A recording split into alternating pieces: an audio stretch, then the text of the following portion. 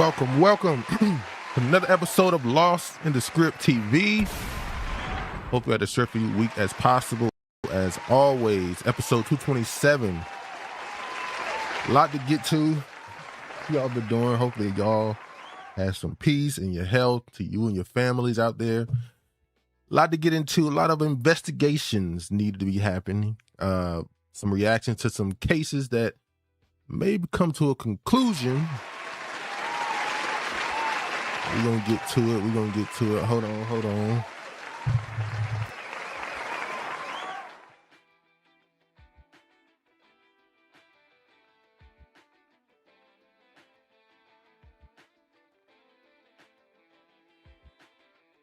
All right, we should be good now.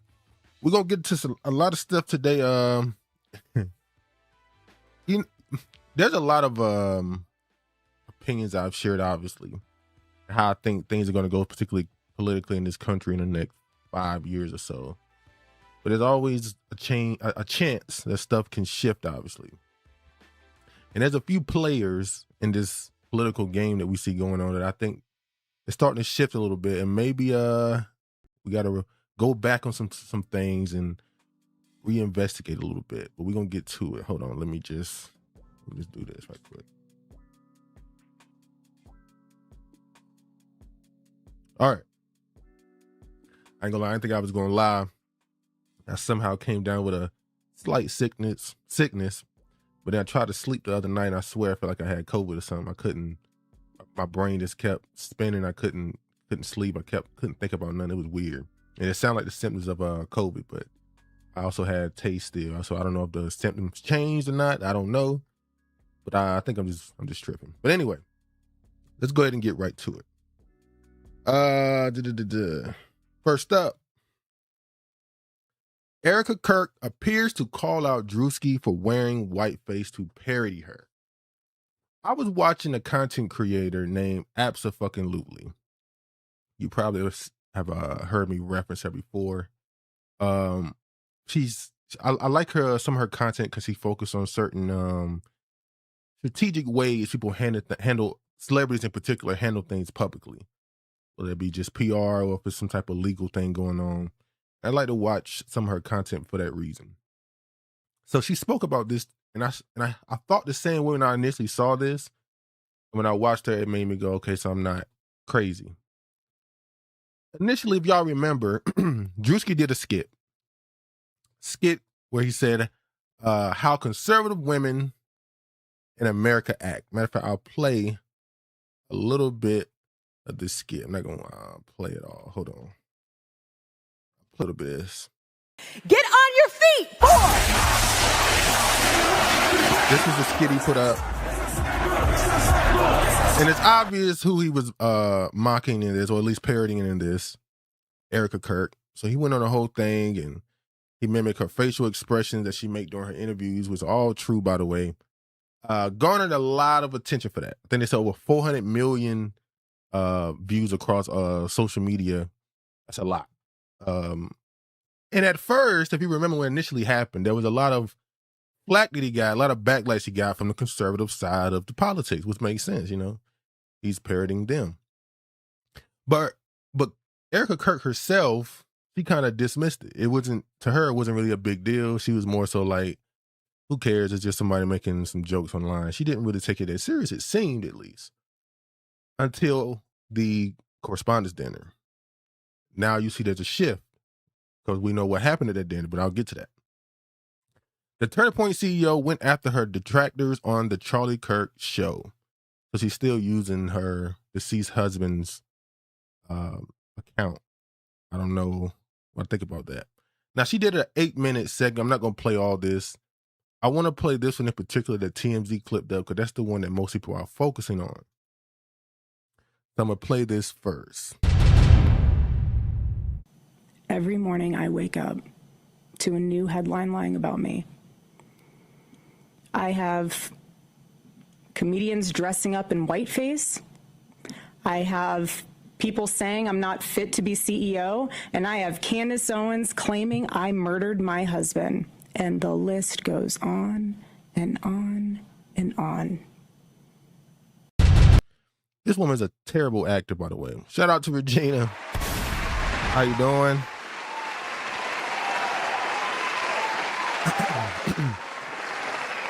This was all bad here. But at this point, she clearly doesn't care.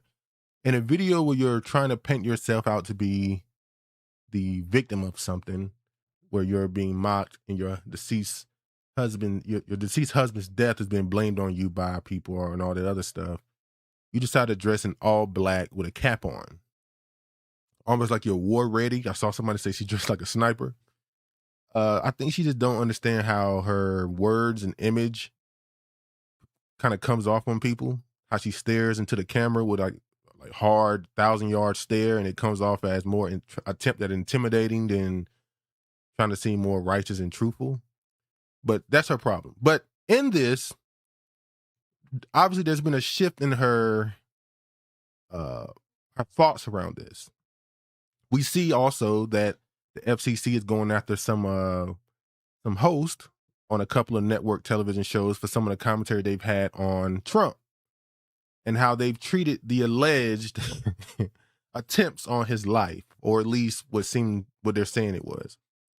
And a lot of the rhetoric that you're starting to see is that what's clear now is the right side of the political sphere, that those people feel like they now have the narrative in their favor.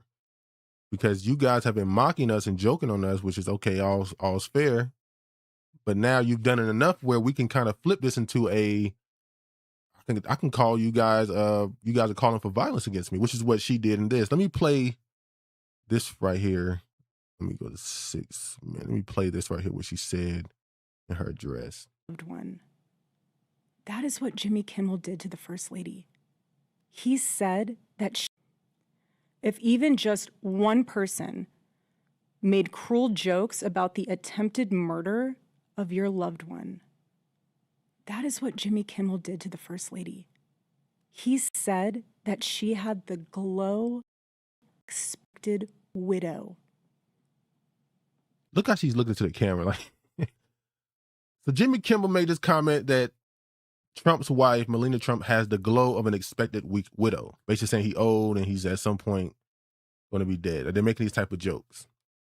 And I will say there is this line that exists in politics, particularly when you're talking about the president of the United States, where I believe in America, we have our amendments and stuff that we're supposed to be allowed to do. But there is a thin line between making jokes and flat out pretty much showing glee at the idea of your president dying. I don't know if you really want to send that message to the public.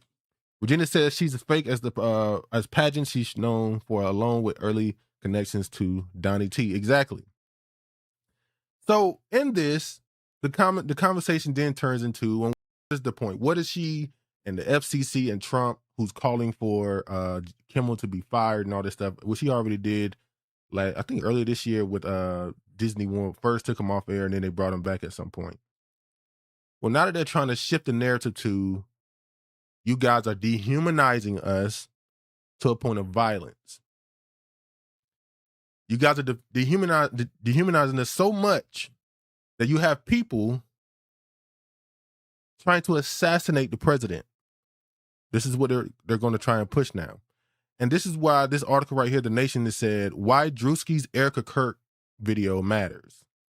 So the question then becomes, how long until Drewski takes the skit down and does an apology? Because that's clearly where this is going. He's starting with, he's dressing in whiteface, calling them racist. He's mocking my husband's death and me. He's dehumanizing my emotions. It's turning political to a point where I don't know if Drewski already knows this is coming or not, but I wouldn't be surprised if lawsuits ain't coming down the pipe at some point. But see, now this becomes a battle of free speech. So if you're a person who, regardless if you like Drewski or not, you have to now stand behind him and hope that he doesn't do something as dramatic as deleting the skit. He can't do it now. And then another point that comes from this is, as I saw absolutely brought up, he brought up that, well, YouTube. Drewski puts all his biggest form of his biggest platform exists on YouTube. That's where he uploads his content to. So does Donald Trump step in and tell YouTube to take that off of, deplatform him if he don't take it down himself? Does YouTube bother to try to stand up for him at all, or do they just immediately capitulate and just fold immediately? and here's the other side of that too. A lot of the people who consider themselves to be left-wing or progressive, you can't be mad at Trump for doing this if he does, because we saw what happened during COVID when y'all had that whole debacle with Biden's laptop, that Biden laptop, when y'all was deplatforming people, calling it a lie and calling it all type of things, and it turned out to be true. So the very thing Trump and his side could try to do now with trying to silence people, you guys did it years before. So you can't even get mad and try to say he's trying to stop free speech when you guys were more than willing to do it. That's how far this is going. So you see here, why Drewski's Erica Kirk video matters. The comedian mega viral send up of conservative women is more important than you may think. And did not write this article for no reason. Because clearly they believe that this is going to become a thing. By the way, Drewski's real name is Drew Desbordes. I think that's how you say it. I looked it up. It's a French name. I know that when he first dropped the skit and he had a whole bunch of white people on his ass, he went and posted a picture of his grandfather, I guess, who's white, to try and get him off of him, try to say, yeah, I'm mixed. Try to get him off of him by doing that, but yeah. It says, comedian better known as Druski released a video called How Conservative Women Act in America. Normally, a new Druski video wouldn't be too big of a deal, even though he is one of the most popular internet content creators in the United States. His video don't usually drive the political news cycle, but this time it was different. You won't get the full extent of the sketch without watching it, but it contains a series of vignettes between Drewski and a black man named made up through heavy prosthetics and costuming to look like a blind white woman. Scenes include Drewski alter ego. So they go through the whole thing, saying what's in there and how he parodied her and all that stuff. And you see right here, it says, it's important to note that the onset of Erica Kirk is fair game for parody. While she is indeed a widow, she's also a white Christian nationalist who ventures to put white men and boys first in society, as Drewski depicts. TPUSA backs policies that physically, politically, and viscerally damage trans communities, women, non-Judeo-Christian religions, yada, yada, yada. So I'm just to say,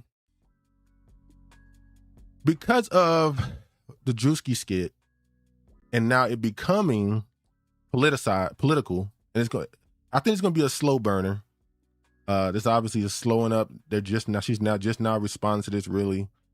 I wouldn't be surprised in the next couple months, maybe not even that long, if she doesn't fully flat out ask him to remove the video or take it down or something like that. We'll see. We shall see. As I said earlier, White House ramps up pressure on ABC to fire Jimmy Kimmel over First Lady remark.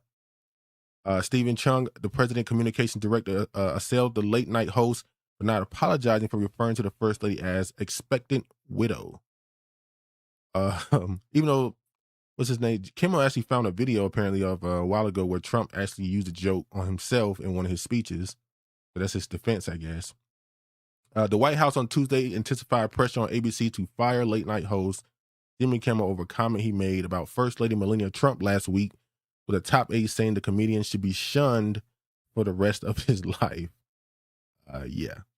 Rhetoric. And this is what the White House correspondent had to say. White House press secretary had to say about this. Let me play it. Rhetoric. You mentioned the First Lady and Jimmy Kimmel. Jimmy Kimmel's comments were, Mrs. Trump, you have a glow like an expectant widow. And he said this days before the shooting, but there does seem to be a normalization of rhetoric about assassinating this particular president. How can this administration try to put an end to this? Well, I think you heard it directly from the president on Saturday night, Aisha, that in his words, we need to recommit ourselves as a country to toning down the rhetoric and to unifying around what makes our country great. That's true of everyone who works in this White House, but as I said, it's also true of everyone who has a voice and a platform across this country, whether you're on television, a podcast host,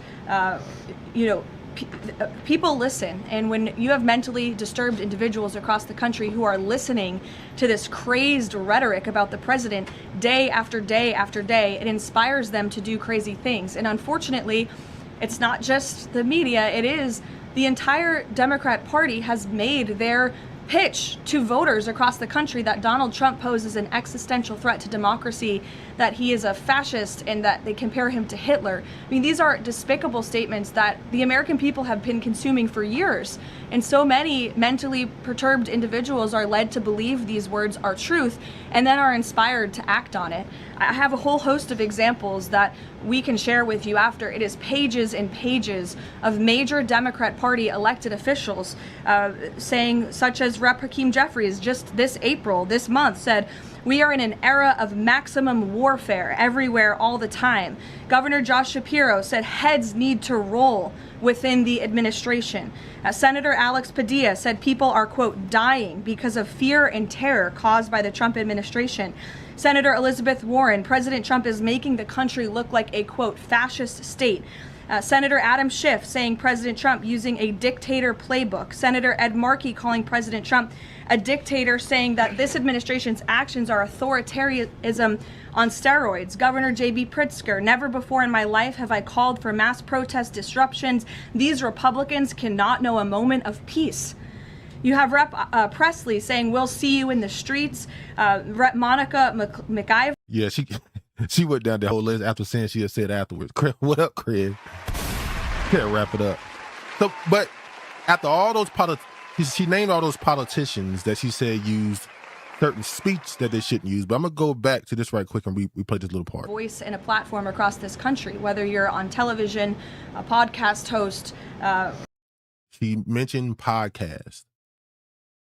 So that means anybody who's on social, because podcast at this point, what does that even mean? Because they don't change what a podcast is at this point. So anybody who gets online and talk about anything political, who makes any type of political content, you're on their radar apparently. You're now some people who they already are looking at, obviously. And now you're part of this push they're about to have now, where we're possibly about to have another quote unquote free speech battle with the media. Who I thought the right was supposed to allow anything to be said, but I will say this. The suspect in correspondence dinner shooting being held in a safe cell agrees to remain jailed until ahead of trial. Are we really supposed to believe that a sitting president has not one, not two, but 3 attempts on his life in his own country here in America? Like, at this point, you're doing too much. I've seen the video they showed before the correspondence dinner during an interview where one of the people that attended said, I think it was her actually, the press secretary, she said that there's going to be shots fired tonight. And then the guy went in there and shot some fires, obviously. Fired some shots, should I say. At this point, no one believes it. Everybody believes this is staged. I personally believe that it's a little bit of both, maybe. Here's what I mean by that. I don't think Trump himself is setting things up to change the political support percentage across the country, to make people rally behind him because people are trying to kill him. I don't think it's just Trump setting these things up to happen. I do believe that one of these alphabet agencies is setting this up to just simply prepare the public. Because maybe it's not going to go the way we think it's going to go. They keep showing these alleged attempts on his life when he's not really the target. But we'll see. Let me just play some of this. U.S. Attorney for the District of Columbia, Jeanine Pirro, released this video, and she says it shows the suspect walking through the Washington Hilton Hotel the night before the shooting. And here you see the suspect duck into a side door just in front of the security checkpoint. Moments later, the alleged attacker rushed through security and shot a Secret Service officer at point-blank range. The man went down between that security checkpoint and the staircase leading to the ballroom. Then officers apprehended him. CBS News has exclusively learned the entire confrontation with Allen took just 7 seconds. Yesterday in the Oval Office, President Trump spoke about the Secret Service's response to the attack. They did a pretty good job, actually. You know, they stopped the NFL running back. I mean, he was like a running back. In fact, if he ever got out, they're probably going to sign him. He was a speedy guy, but he was stopped. They had many levels in front of him before he would even come to us. CBS News legal reporter Katrina Kaufman is with us to discuss. Don't need to put the rest, but just off of that video, it's clear he had no chance to get into that ballroom, obviously. This was more of a suicide mission. There was no chance he was ever going to get close to anyone in that room. The setup didn't make sense. It doesn't seem like it was well planned at all, really. This seems like more of another candidate, Manchurian candidate that was sent out there to the public. I do believe that this is preparing the public for something else. I don't think anything's going to happen to Trump. I think it's planning for something else down the line. But we'll see. What do I got here? What is this one? Oh, and like always, these people who end up in these situations where they try and commit these shootings against these politicians, there's always a video or something of them. Show this one. This is from 2017. This is from an LA interview from 2017 where there was some type of what is this? A Caltech in 2017 is agent conference and had designed they knew to make wheelchairs safer. Let me show this here. Let me just fast forward to his part too. DC shooting message describing himself as that's him. Either political from Cal. That Cole Allen lived in Torrance. They descended on home trying to learn more. Eyewitness News report. Hold on, this is the one here. Sorry. This is the video they have of him from 2017.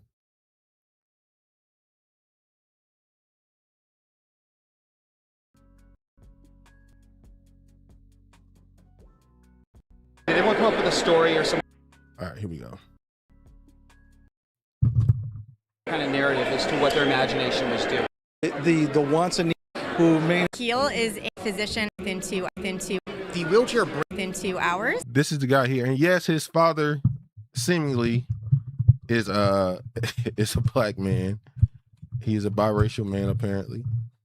This is him here. College student Cole Allen developed a prototype for a wheelchair emergency brake. The wheelchair brakes tend to lock the wheels, but don't actually lock the chair to the ground. The idea with this is to prevent it from moving at all. Lumium virtual reality goggles. So as I said, they just so happen to have some video paper trail of him from years ago. I'm gonna leave it at that because of YouTube don't like certain conspiracy theories, so I'm gonna leave that alone.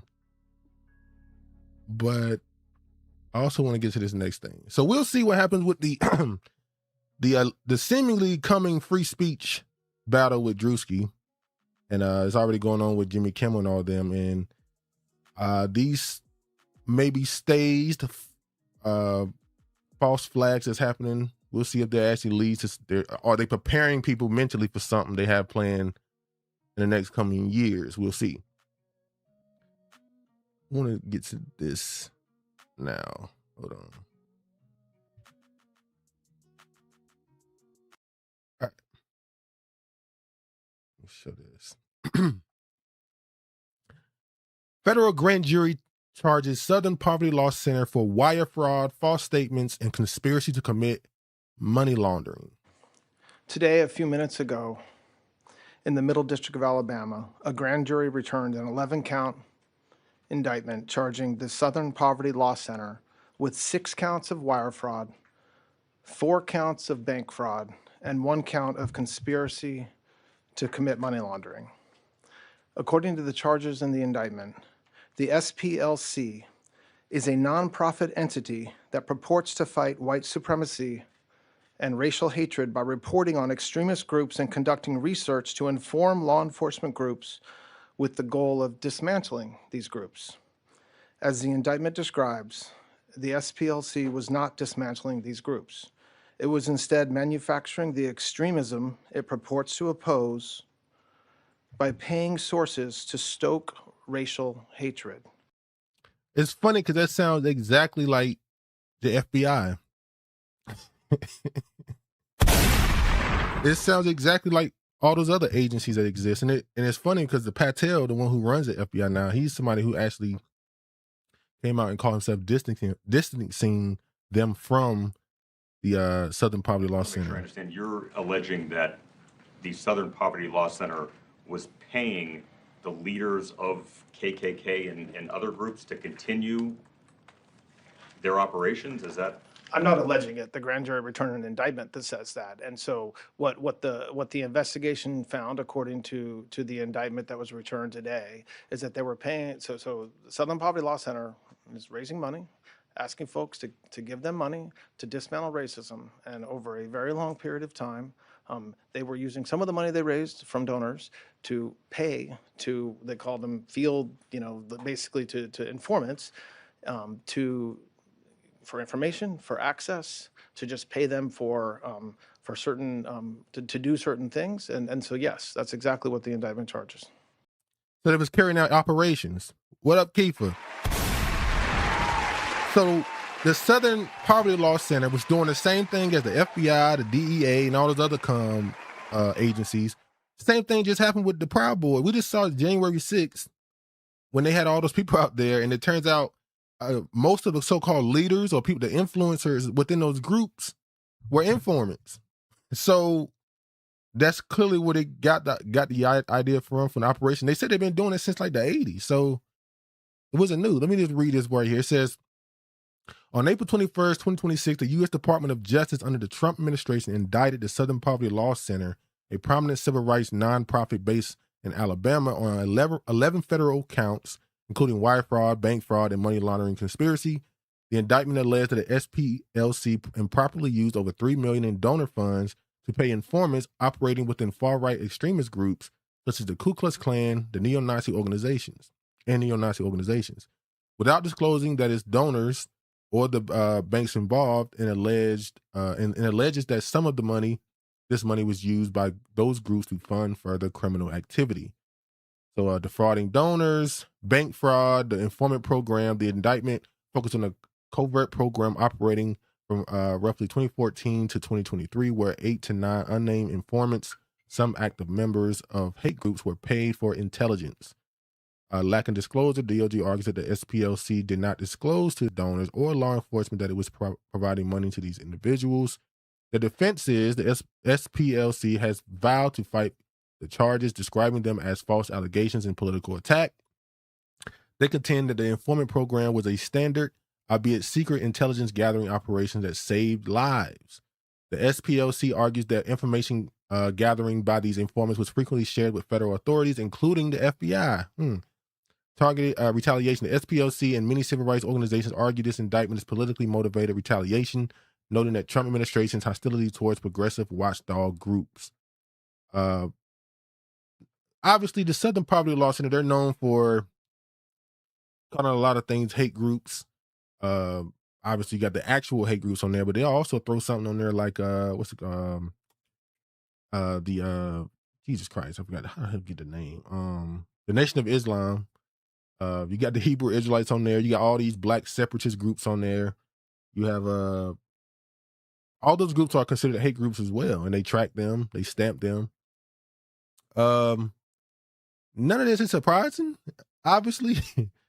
I do think that the reason why Trump's team is doing this is because all the so-called far-right groups are all put on this list as hate groups, and that's part of, obviously, the reason why they're doing it. I don't know if it goes anywhere, considering I think the only thing they might be able to get them on is for them not disclosing it sooner. But the practice is clearly normal, considering they were obviously working with the FBI and some other organizations, obviously. They probably was in the cahoots with them when they did the January 6th thing. And what's the other one that happened? Charlottesville. That's the one that the far-right people was focused on, because Charlottesville popped up during this indictment. And they pointed out that possibly some of the people that were being funded were a part of that. Are they trying to cut a false flag? Maybe it was, I don't know. So they trying to expose stuff like this. Hey, look, none of this stuff surprising. I actually will say that it's obvious that it was happening. Never really thought about them as much as them just constantly just stamping people as hate groups, even the ones that weren't. So I always saw it as more of a political thing. Anything they disagree with politically that went against their agenda, whether it be homosexuality or LGBTQ matters, transgenderism, all that stuff, they would just stamp people under a hate group or some faction of that. So yeah, not surprised. We'll see what comes of it, but I want to show this too, because as somebody pointed out, this happens when apparently first Black woman SPLC board chair favors grassroots human rights work. So possibly when they finally take down this organization, I don't know if they will, obviously, it's going to be a Black woman who might be the face of it. They always get you, let you come in the end, don't they?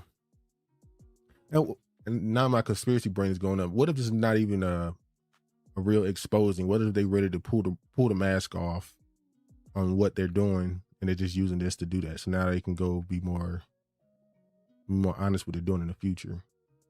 But yeah, let's move on. Let me show this. Speaking of Black women in power, Representative Shafiris McCormick resigns ahead of ethnic probe into use of campaign funds. They made sure to point out this woman is not Black American, but she finally got hit with the charges. She took millions of dollars in funds, $5 million, and COVID funding that was sent to her nonprofit organization, but which she kept, and the organization kept some of it, alleging being funneled to her campaign and to herself personally. This is another thing that's not new. Most of these people that run these campaigns are stealing the money. I always say, I find it mighty funny that in that campaign in 2020 for presidential race, it was Kamala Harris that ran out of money the fastest. And I don't believe that for one second. But that's just a little quick update on that. Then I want to get to this here. Let me jump to this here.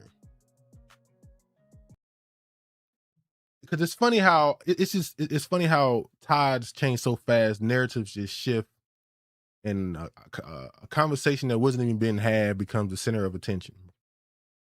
So I saw this article here. Saw it while I was scrolling X. It says, "Dear Black men, we're killing Black women." And it's pretty obvious why this article was written, considering the high-profile cases that have happened over the last 2 years with Black women being killed by their husbands. I think 2 of them were politicians. One was a former lieutenant governor. One of the women was a politician. Her husband killed her. I think she was a Haitian woman killed by her Jamaican, husband. And obviously the Fairfax case. Virginia says typically those Black women faces and Black men faces heading stuff is immigrant boule class more than American so-called Blacks. They're not like us, yeah? But in this article, he says, I want the perfect words. I want the words that heal, that galvanize, that undo, that reform. I want the words to end it and bring something new, but I don't have those words. I just want the truth I just won't have a truth that burns my fingertips. We're killing them. We, us, Black men. We're murdering Black women, and I don't know how to stop it. Mostly because I don't know how many of us want to stop it. And then he goes on to 3 high-profile cases that have happened over the last couple of years. With the woman Shaquana Pugh was killed by her husband. The vice mayor of Coral Springs, Nancy Bowen, and the wife Tammy McCollum, of Eddie McCollum. And then obviously there was the Fairfax case, the one that probably went the most viral because of the commentary. I actually talked about it with Roland Martin because a lot of his Boule brothers, his frat brothers, came out and not defended him, but tried to humanize him, talk about mental health, basically do what you see media do with white people when they do something crazy. white man kill his whole family and himself, and when they post pictures in the article, it's them, on a Christmas trip or something. Like it's nothing to do with how horrific his crime was. They show them in the most innocent, positive light they can. But it's so literally the end of last month, there was a whole thing going on because it was a lot of stories of women being killed by their husbands. And at the end of last month, it was a lot of stories in particular of Black women being killed by their white spouses. I'm talking every other day. It was crazy. There was a story every other day of a Black woman being killed by her spouse, who, in those stories at least, they were Caucasian. It was one that was Mexican. It was an Asian one. It was a lot of stories happening every other day almost. So obviously the conversation became these Black women are being killed by their non-Black partners. And in the midst of that conversation happening, people didn't like that. It almost became a critique of interracial dating, and people lived their life or whatever. So they decided to push back on bringing up the race of the people, of the men in these relationships, because it don't matter. And I agree, the conversation should be about these women being killed. And then the biggest case happened, which was the Ashley Janae case. The woman who went over to Zambia, I think it was Zambia, one of those countries, African country, with her fiance, and she allegedly committed suicide. They still don't know what happened yet. I think her body's now in America. He's still being investigated. So it is what that story became the most viral, and it became a big conversation about Black women being killed by their spouses who aren't Black. And there was a lot of women who started pointing out the numbers of Black men who killed their wives, and some people started seeing that as them defending non-Black men and non-Black men relationships. It doesn't matter if these men killed them because y'all killers too. And just that quick, the conversation then turned into Black men are killing Black women. Let me start by saying there is absolutely, obviously, because we see these cases how happening. There's one that I just saw today. A woman was stabbed by her husband, who she was planning on divorcing in a abusive relationship. So obviously this is a thing that happens. But unfortunately, because of these type of articles, it turns into people making it seem like this is a unique thing to Black men. Once again, this is not a defense to say that it's not that many, because one is too many. The point of the matter is, this is not something that is particular or unique to Black men. And people tend to use these type of conversations to turn this into an attempt to pathologize Black men, and then it turns into an attack on the boys as well. The guy who wrote this article, I see him on X a couple times. This is David Dennis Jr. And like I said, they use these conversations as a critique to Black men, which once again is understandable. But it starts to blur this line when certain people get involved. Now we know who those people are. I always bring them up. The intersectional, feminist, the scholar type people, they tend to take this as a chance to really paint that brush that in big bold letters, as he's got here, we're killing Black women. And I don't think that's something that should be done. I talked about this a few weeks ago for a couple episodes because it was really on my mind when I kept talking about counterinsurgency. How a lot of these institutions, like the colleges and all that stuff, they tend to use these type of conversations to frame it where your in-group men are as much of a threat, if not more, than out-group.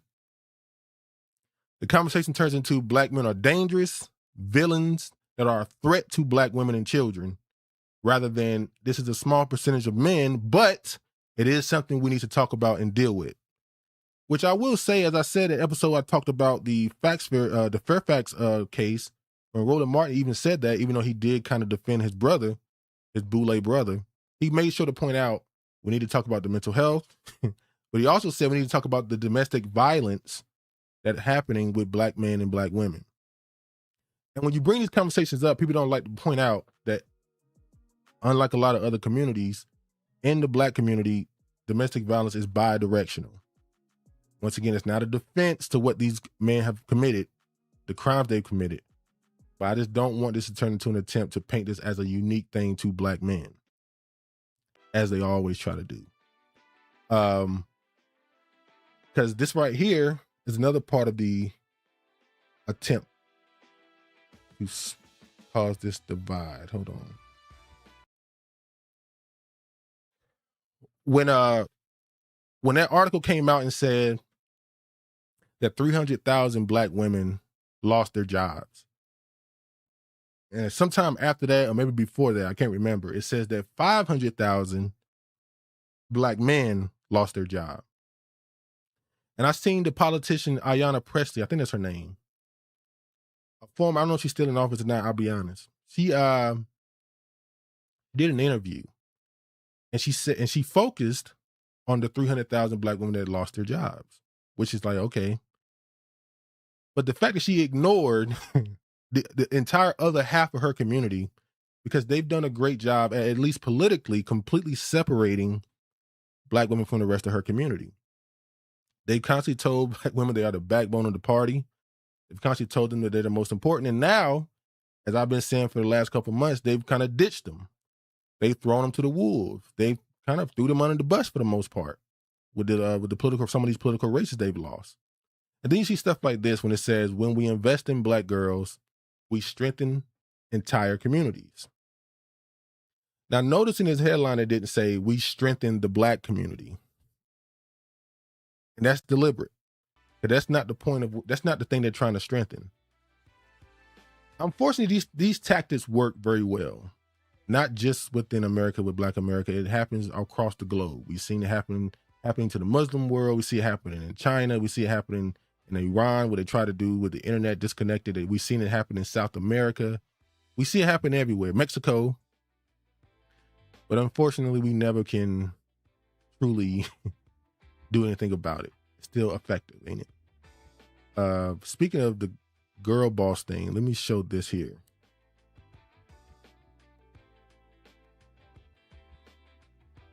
Let me show this here. She's doubled down on this. Is Kamala Harris doubled down on what she said? It says 2/3. I don't like saying it that often, but it's kind of always the final answer, ain't it? I think it's okay for us to be a bit transactional too, and to say I'm gonna get mine also. And now, keep in mind, and this time she said it, she was speaking particularly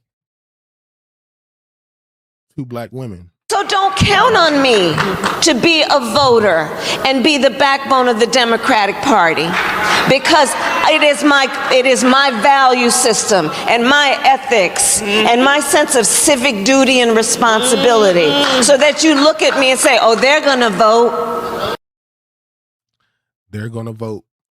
I want to show this one too, because she got pressed at one of her stops. You are gifted. You are important. You matter. You come from people. There is pride. There is high. I think this is the guy, Black Alpha Media. I think that's his name. On behalf of foundational Black Americans, we demand cash payment reparations, Kamala. On behalf of foundational Black Americans, we demand cash payment reparations. You're not going to use our ancestors' legacy to give money to illegal immigrants. We're foundational Black Americans. We built this country. We're not voting for you. We're not voting for the Democrats. And we're not voting for anybody until we get paid. Remember that. He had to be a radical in the crowd, huh? Kipper says, with her black scent. Oh, you noticed. I'm glad you said that. She definitely did a good job, a better job, should I say, of perfecting the accent that she was trying to do in the last two political races. Now when she sits down and speaks, it sounds a little bit more authentic. Not saying it's actually her, obviously, but she's definitely done a much better job of at least sounding like she's telling the truth. And it sounds like, you know what's crazy too? It's easy to sound like you're telling the truth and you give a damn about what you're saying when what you're saying people already agree with. So when you get on stage and say, hey man, you need tangibles. Don't just vote because they want you to. Ask for something. Even if you don't believe that, because that's just a truth, you just sound like you're being more authentic. You don't drag it out as much. She ain't telling you, you know, a union member. She ain't trying as hard. But yeah, I agree. She definitely sounds a little bit more authentic. She said, "Is the female version of Obama's black scent? They all sound like preachers." Well, that's the foundation of all. Look, the importance of the black church is so underappreciated, undervalued in 2026. When you think about anything to do with speaking to a crowd, galvanizing people, any type of building of a organization, it all goes back to the black church. When these people want to learn how to be great orators and speakers, they go to these black pastors. They learn from these people. We see serial killers. Jim Jones did it. He learned from black pastors. A lot of these speakers, Obama himself, when we was introduced to him, he was at the hip of a church. It's crazy how important the black church is. Keep laughing. Craig says that the crowd honestly surprised me. It wasn't as much backlash as I thought it would be. There was a few stragglers in there that was, shut up, stop, leave, get out of here. But I agree. He was saying the other stuff she said, at least, ask for something, get yours, and all that stuff. People agree with. So to have a black man stand up and say, hey, we want cash reparations. You're not using our ancestors to get a vote. We're not voting for y'all for no reason. That crowd is the one that showed up. So yeah. People say she better thank a union member. That's gonna stick with her forever, ain't it? I brought it up before. That man who did that terrible scream and lost his entire political career, that right there, and that I'm not gonna do anything for only black people. Those two things gonna stick with her forever. She got a couple though. Didn't she tell the immigrants to go back? She told them to go back. She told niggas, I ain't doing nothing just for y'all. You better think a union member. The cackle laugh. She got a couple things that's just stopping her from being liked to the public. People said the backlash wasn't bad because she was at a private event. SBA! Turn around. SBA!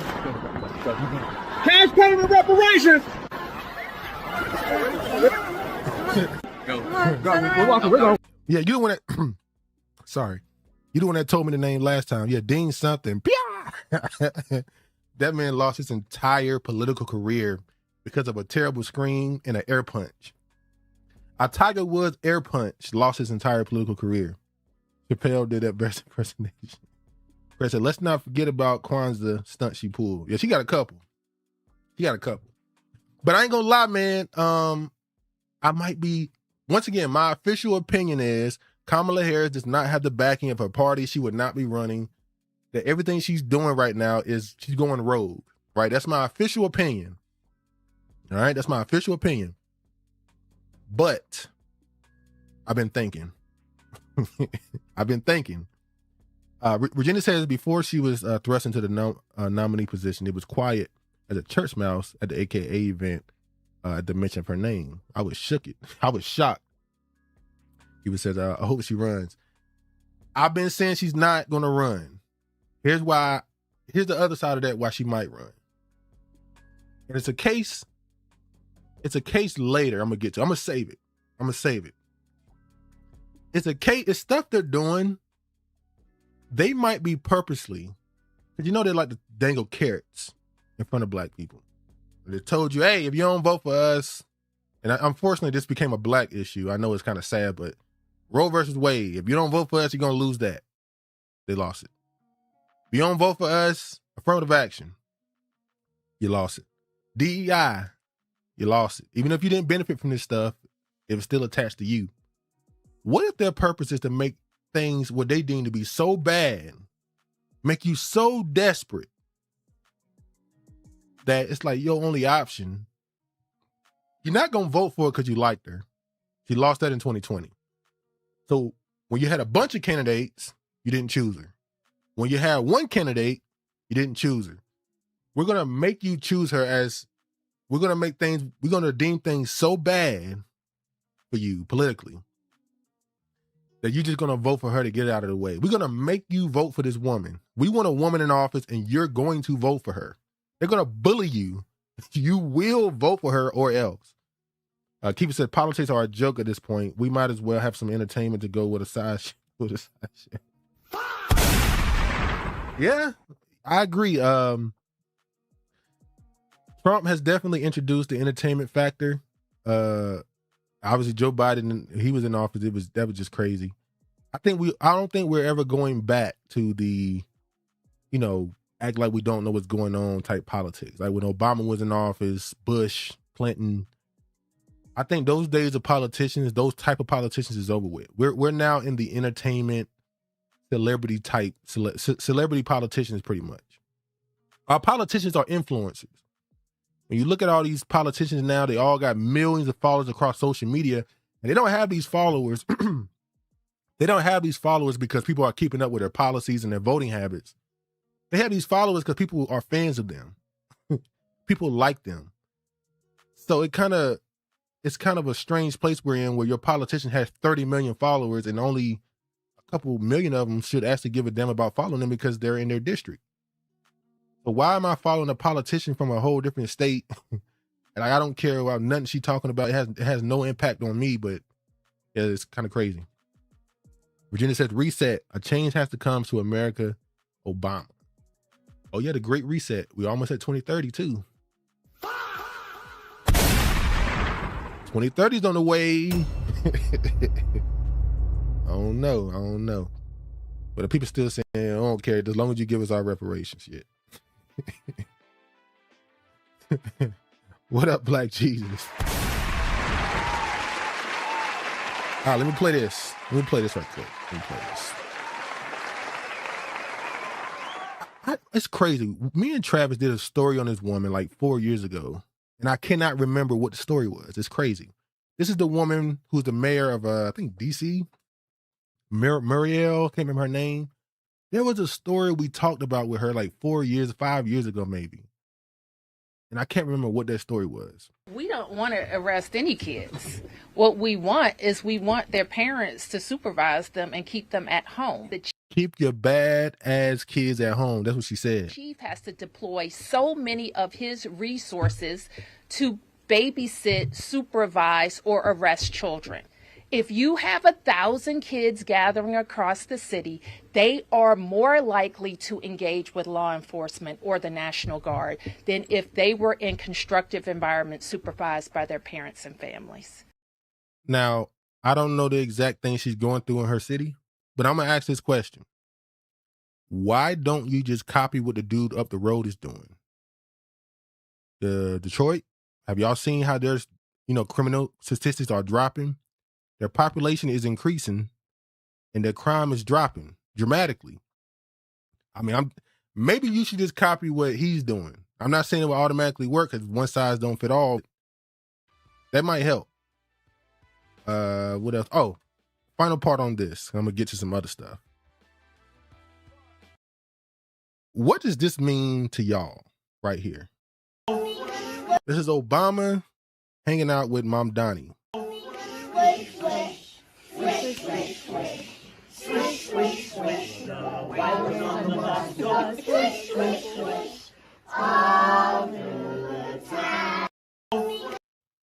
Now, is Obama doing this with Mom Donnie? What is the purpose of this? To make his form of politics more palatable to the rest of the party and pretty much open socialists?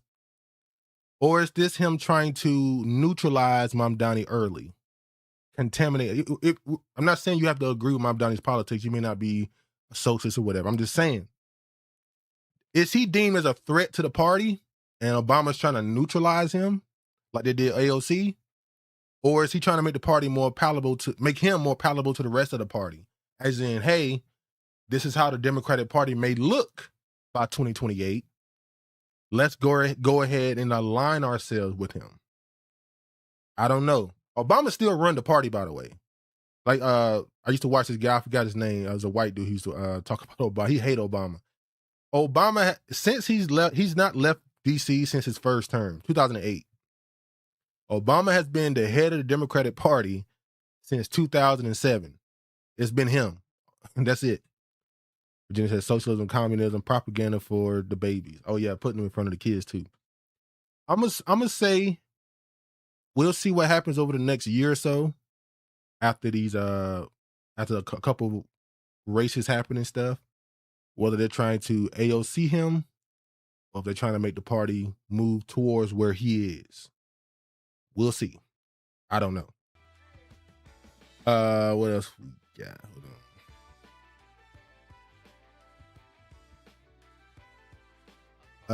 I was tagged a lot. And while we doing this gender war thing with, pathologizing our entire community, let's show some of the other stuff that's going on. Virginia says, speaking of AOC, she has a Jews, huh? Sephardic? She is? They did a good job of hiding it for a few years, didn't they? I thought she was pregnant at one point. That's what the right wingers was kept trying to push on her. Yeah, that would have made her a complete hypocrite. But yeah, people say they're trying to normalize it. Maybe so.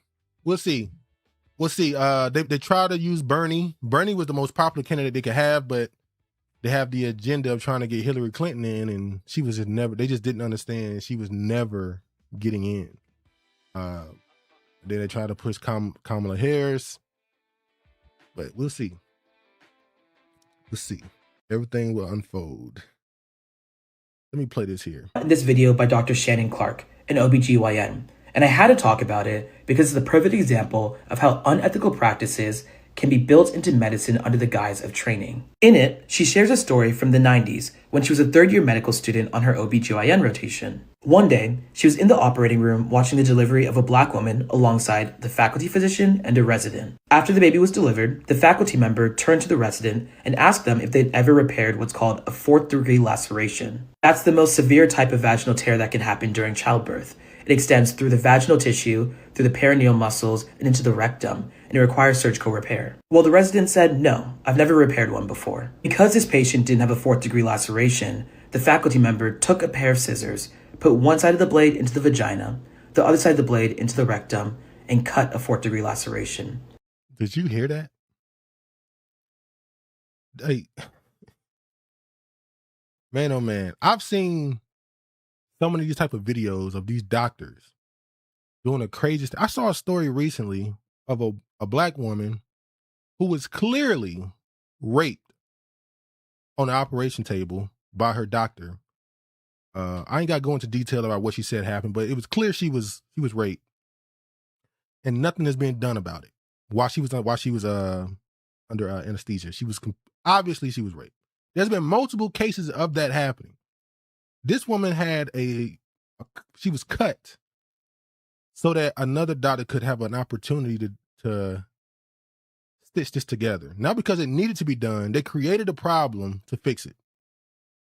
Just so the resident could practice. I wish I could say I'm surprised, but the truth is that's not an isolated story. For decades, doctors have been trained to practice invasive exams like pelvic and rectal exams on unconscious patients without their knowledge or consent. A small 2003 JAMA study revealed that nearly 90% of medical students at one medical institution had practiced pelvic exams on women that were anesthetized without their explicit consent. And in 2022, a study found that nearly 67% of medical students that did an exam under anesthesia never witnessed explicit consent being taken for a medical student performing that exam. Thankfully, in 2024, guidance was sent from HHS requiring consent for exams like rectal, breast, pelvic, or prostate exams that are just for educational or training purposes. But too often in medicine, we dehumanize patients, especially Black patients. Studies show that Black patients are still less likely to receive the same amount of pain medication, even for the same injuries as white patients. And alarmingly, some medical students still believe myths like that Black people have thicker skin, or that Black people have less nerve endings. That's why representation in medicine matters, why we need Black and brown medical students. They always got to put the brown in there. But yeah, you get his point. So I saw a story about when the rage of Black Americans is put on this country, When that day finally arrives, oh my God. So I saw a story about a white woman filing a discrimination lawsuit after being denied entry into a black infant health program in California. A public health program for black mothers and infants in California is facing a federal discrimination lawsuit after a white woman was denied entry. A California health equity program designed to support black mothers and birthing individuals is now facing a federal discrimination lawsuit. Black mothers and birthing individuals. Okay. Lawsuit after a white woman was denied entry. My thing is this, and I'm not saying this to start a race war. I'm saying it because people keep skipping over the part that actually matters. White people built segregation in this country. I'm sorry. Y'all did. Y'all did. You guys created colored bathrooms and said black people could not eat here or sit there or get these opportunities just because of the color of their skin. So when black people decided, bet, we're going to make our own spaces because we don't feel appreciated or welcomed. You know, it is disappointing that when people think about segregation, they think about damn restaurants and bathrooms. Not banks and jobs. No one gave it. That wasn't the point, but yeah. These spaces did not exist because black mothers are stronger or more capable or somehow built to endure more pain than anyone else. That idea has been used as a myth for too long, and it's dangerous. It's been used to excuse neglect, to downplay suffering, to justify not listening. Black women are not built to carry more pain. They've just historically been forced to. What actually sits underneath these programs. So the fact that this woman had the audacity to sue. And I keep saying a lot of these lawsuits and a lot of stuff that's going on with anything that's quote unquote race-based or racial in the country, black people are kind of just collateral damage. It's not really about that. There's a lot of black people are going to have to suffer a lot of collateral damage over the next couple years because these people are trying to save their people. But it really has nothing to do with this. They're just trying to make sure they give their kids the advantage they used to have. They still have an advantage in life and through this country's resources, but the advantage is not as big as it used to be. Their sons and daughters, it's not as easy as it used to be for them, and they're now growing up with more depression and suicidal attempts and all the other stuff. They're trying to just recreate the humongous giant advantages they once had so that they can try to save their people. New York's first female Hasidic judge, Rachel Fryer, sent Brooklyn grandmother Carmela Charrington to Rikers Island on Thursday after ruling that she was in civil contempt of court for not handing over her 84-year-old father to Adult Protective Services for the state of Georgia. Last night, Carmela's attorney argued in court that Carmela's rights are being wholly violated and that Judge Rachel Fryer is being extremely heavy-handed to someone who has no criminal record and has a power of attorney over her father. Last night, the judge signed an order to release Carmela. However, as of now, Carmela is still in Rikers, and the NYPD conducted a search warrant at her residence this morning looking for her father. This is just one piece of a complicated deed theft case in Bed-Stuy, New York. So I think I put this up as a short. I talked about this the week before last, obviously. This last time I went live. About the deed theft that's happening in New York because of these Jewish people. At least that's the most people who's doing it. Most of them are Jewish. And mainly black people. So they're trying to steal this man's house. The daughter trying to fight him off.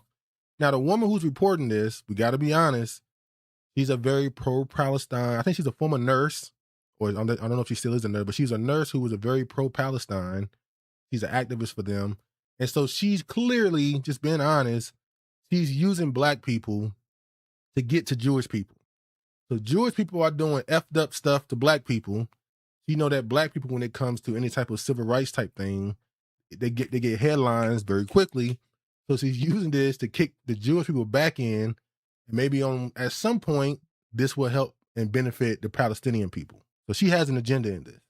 Historically black neighborhood that has lost over 22,000 black residents in just one decade while gaining 30,000 whites. The Charrington family has owned this home for over 60 years, but their father's guardian allegedly sold it off to the Israel-linked Mbalo brothers, who then later sold it to a Shell LLC. Almond Charrington's Georgia home also mysteriously burned down, with "This could have been worse" written on the walls. So while Carmela is trying to protect her father as well as her family's Brooklyn brownstone that multiple generations of her family live inside, including her 5-year-old granddaughter and 6-month-old grandson, Judge Rachel Fryer has her sitting in general population at Rikers Island, and although she was supposed to be released yesterday, Carmela is on day 6 at Rikers Island with a scheduled eviction of her residence still on the books for tomorrow.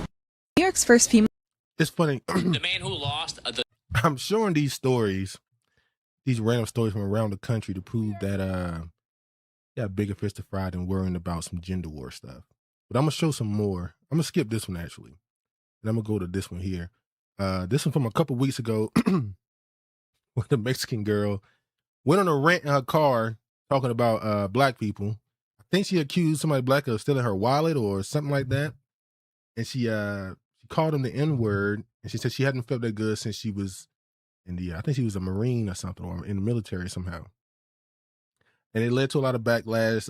I don't think she's come out with no apology or nothing. It don't matter anyway. She was fired. She's a police officer. She was let go.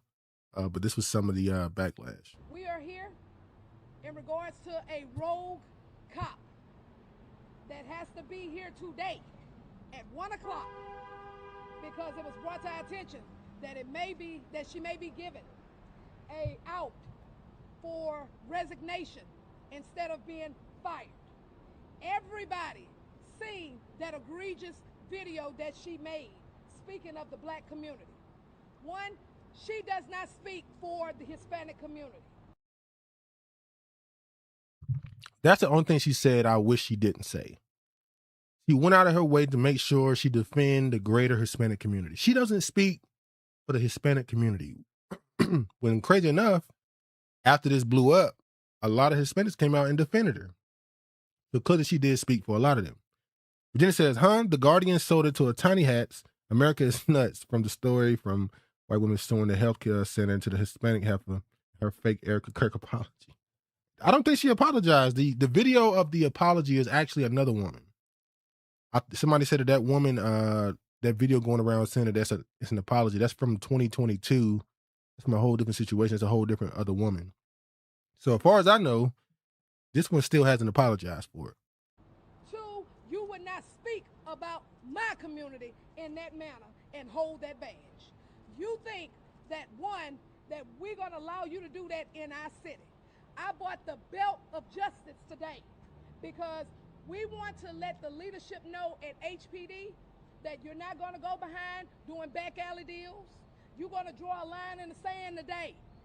So they actually end up firing what? So nothing really to come from this case. I don't think there should be an apology. It's like, you might as well just stand on what you said at this point. Like, what's the apologize is going to get you nothing. And I would hope nobody would want an apology from her. You should just be on some, you know who she is, you know where she stands. Stay the fuck around me. I stay around you. We move on about our life. Had to wipe his rear on the grass. Embarrassed, humiliated. That's what a 13-year-old boy is feeling right now after he came here to this fuel depot in the Sunnyside neighborhood of Houston after school. He needed to use the restroom, not just needed. Virginia says, I agree, stand 10 toes, because he meant that shit. She meant it with her heart. He said she felt so good when she said the N-word. It was an emergency, but the guy working in there allegedly said no, and the kid had no other choice but to come around here and use the bathroom outside. And here's the worst part of this entire story. The clerk working in there recorded on the security cameras, and then on top of that, made posters, putting them on the front of the store, and then shared the video with this kid's classmates.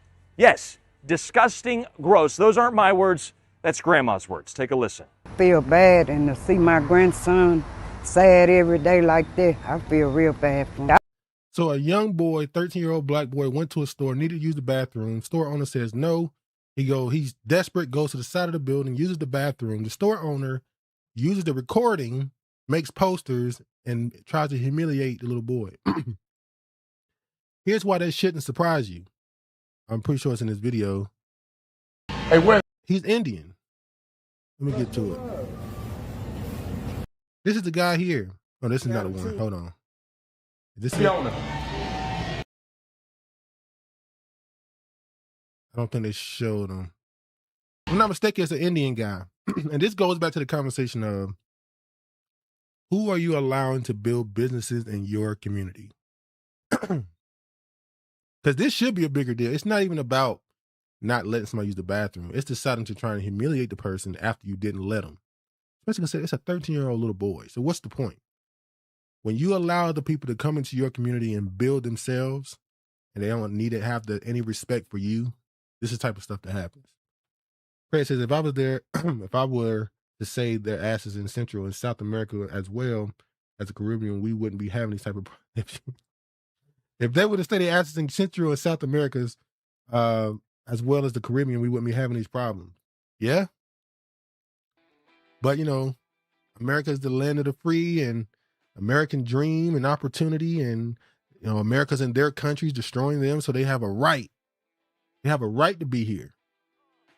While they tell us that Haiti is safe and that Osho Speed should go there, they also tell us that that Trump shouldn't end the temporary, whatchamacallit.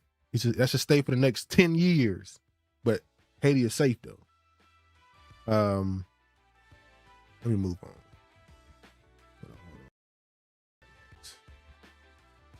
All right, let's get to this.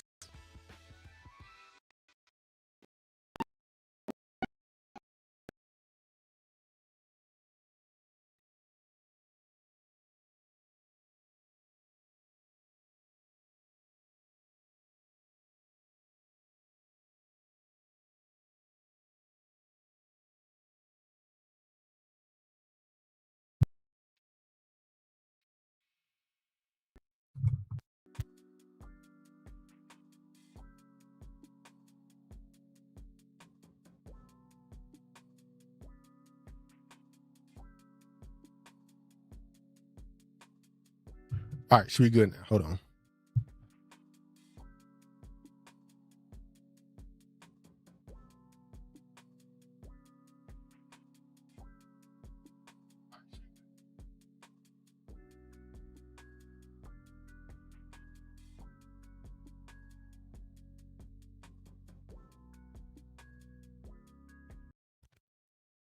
All right. Supreme Court undermines Black political participation in devastating ruling on Voting Rights Act. This is one of the carrots that I'm talking about earlier with Kamala Harris that they're going to try to use to convince you to vote for the candidate they want you to choose. The Supreme Court yesterday in Louisiana gutted Section 2 of the Voting Rights Act in a 6-3 decision, effectively nullifies Section 2, and as a Justice Ayanna Kagan wrote in dissent, threatens a half-century's worth of gains in voting equality. It's funny. The Democratic Party has spent the better part of the last 2 decades making voting rights the biggest issue every single election. And two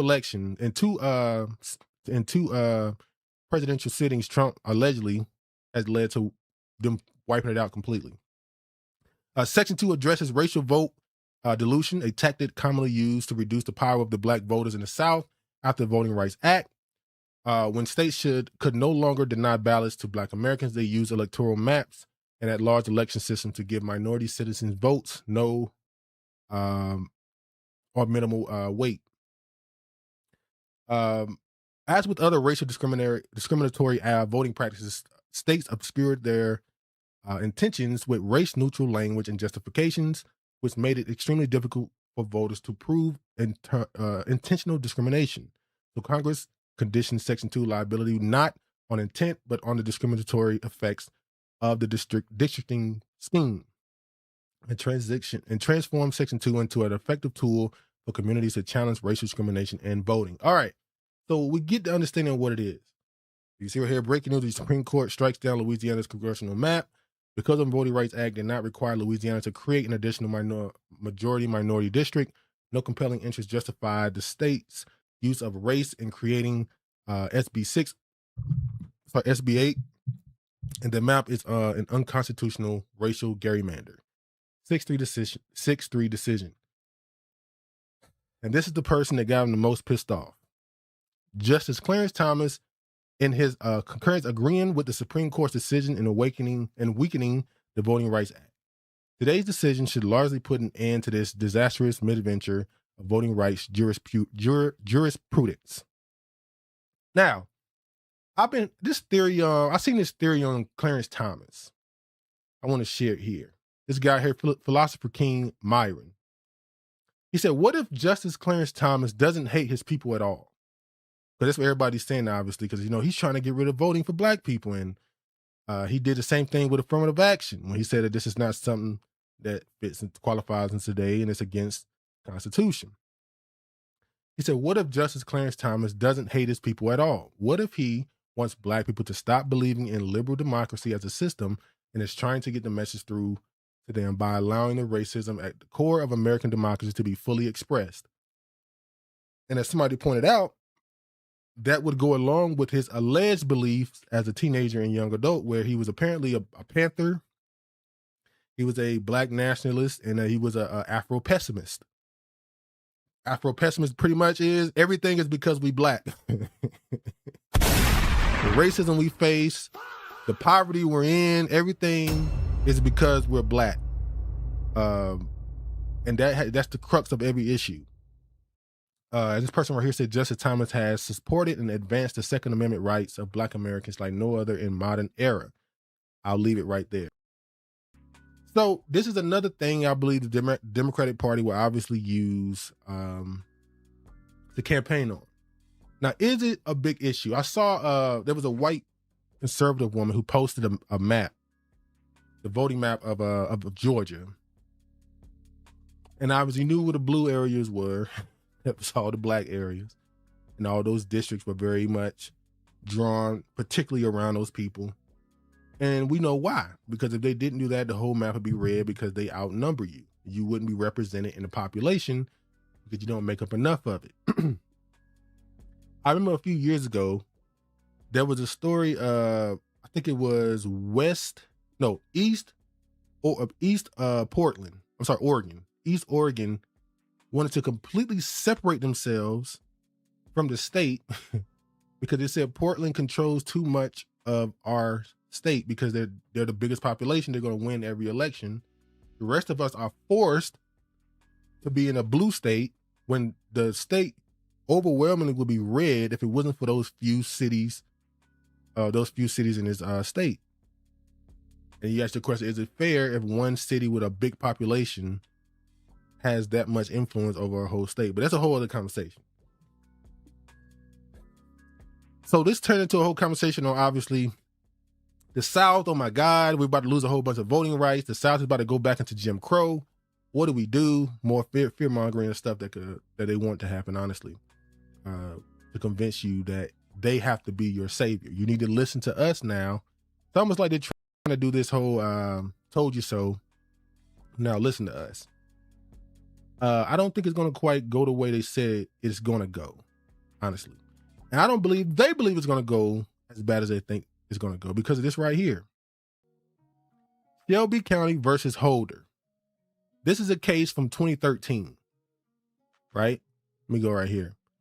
The 2013 Supreme Court decision in Shelby County versus Holder effectively removed the federal preclearance requirement for the Voting Rights Act of 1965. The 5-4 ruling declares Section 4B unconstitutional, which contained the formula used to determine which jurisdictions were subject to the Section 5 preclearance process. So basically, for the last 13 years, the Democratic Party had a case they knew could be in the future be influenced into what we got right now, and they did nothing about it. Since 2013, this has been something that's been the Republican Party has been picking at and constantly saying it's unconstitutional and need to change. And the Democratic Party did nothing to reinforce it. They did nothing to make sure it was protected. So they clearly didn't want it protected, which is the same thing they did with the people who supported Roe v. Wade. They never did nothing to commodify it. They did nothing with affirmative action. They allow all these things to be rolled back and changed because they need something to run on again. They can't promise you stuff that'll actually benefit you, but they can promise you stuff that's already existed. Stuff you already had, we can promise to give it back to you. And that's really what they stand on at this point. What is this? And I want to show this. Hold on. To just hide that intent instead of actually address and prevent and protect Americans' voting rights who are at risk, and especially communities, I think, in the South of the United States, but it really affects every American across the country. Should New York respond in kind by doing its own redistricting once the amendment, if the amendment passes? I have long felt that we all have to play by the same set of rules, and the Republican caucus has made it very clear that they want and are setting rules of partisan gerrymandering. The Democratic caucus has tried to pass nonpartisan gerrymandering for 10 years. Republicans have rejected it. And so we have to all abide by the same rules. And so if Republicans are going to redraw North Carolina, if they're going to redraw Texas, if they're going to redraw and gerrymander every one of their states, then unfortunately, we have to provide balance to that until we get to the day where we can. Man, just say you go do the same damn thing. Like, we ain't got to do all that. Just say we're going to do it too. Very clearly. That's not what I want to show. I want to show this. So with all this fear mongering of them redrawing the maps and, the Carolinas, Georgia, Texas, obviously Louisiana was the main part of this case. I think, if I'm not mistaken, they canceled elections in Louisiana because of this. If I'm not mistaken, they canceled some of the elections. So obviously it getting to work immediately. But a person who won't be affected by this, and shout out to Yvette Carnell, because she's the one that posted this, and I read through this, I was like, this is crazy. This is from, if I'm not, this is 2023. Yeah, this is from 2023. How Representative James Clyburn protected his district at the cost to Black Democrats. And listen to this. Facing the possibility of an unsafe district, South Carolina's most powerful Democrat sent his aide to consult with the GOP on redistricting plans that diluted Black voting strengths and harmed his party's chances of gaining seats in Congress. The meeting was arranged in secret on November 19, 2021. The Chief of Staff for South Carolina Senate Judiciary Committee texted Dalton Trezevant, a key aide to Representative Jim Clyburn, the state's most powerful Democrat. Hey, Dalton, Andy here. We wrapped up morning. We get the point. He's telling him to come over there. I would have jumped down. The state legislator had begun the crucial task of redrawing voting district lines after the 2020 census. Even small changes in the lines can mean the difference between who wins office, who loses, and which party holds power. As the process commenced, Clyburn had a problem. His once majority Black district has suffered a daunting exodus of residents since the last count. He wanted his seat to be made as safe as possible. Republicans understood the powerful Black Democrat could not be ignored. Even though he came from the opposing party and had no official role in the state level process, fortunately for them, Clyburn, who was 82 and was recently reelected to his 16th term, had long ago made peace with the art of bartering. Trezevant made his way to the grounds of the antebellum State House, a relic still marked by cannon fire from Sherman's army. The aide carried a hand-drawn map of Clyburn's 6th district and presented it to him and the other Republicans committee staffers who are working to reconfigure the state's congressional boundaries. So I don't have to read the whole thing. I'll read this part right here. I want to read this part right here. Hold on. Let me make sure.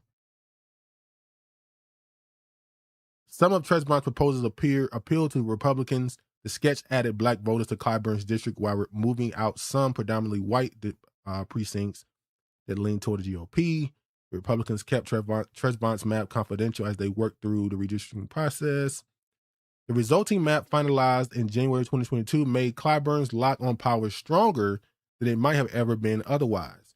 A House of Representatives seat that Democrats held as recently as 2018 would become even more solid for the incumbent Republican. This came at a cost. Democrats now have virtually no shot at winning another congressional seat in South Carolina other than Clyburn's, state political leaders on both sides of the aisle say.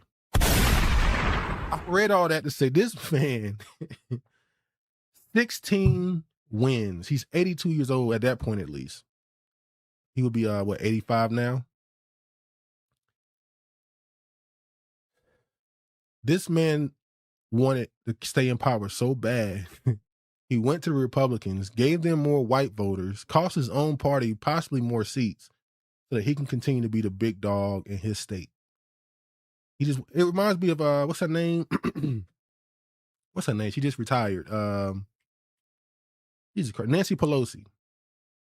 Stayed in office way too long. There should absolutely be a cap on how long you can stay in office as far as age. I'm not saying that how many times you win the election, but your age, it has to be a cutoff at some point. Like, come on, bruh. I'm not even fully in support of you only being able to elect a president twice. What if it's a great president? If we elect somebody as a president and they're great, I can only have them in office twice? They don't. But at the local level, you can run 16, 20 times. Like, what are we talking about? And the only reason why he's keeping his seat is because there's no one else to vote for. It's always going to be him. And when he's not running no more, whoever shoulder he decides to tap, they're going to be the person that win no matter what, because they're the only choice. These people, man, their desire to keep power over helping their own people. So your district lost black people probably because it's not a place that people want to live no more. You haven't actually helped the people there, so they're leaving. So you had them redraw the map to add some black people to your district. And you got a few of the white people, you push them somewhere else because you just want to keep winning elections. It's crazy, man. These people are crazy. I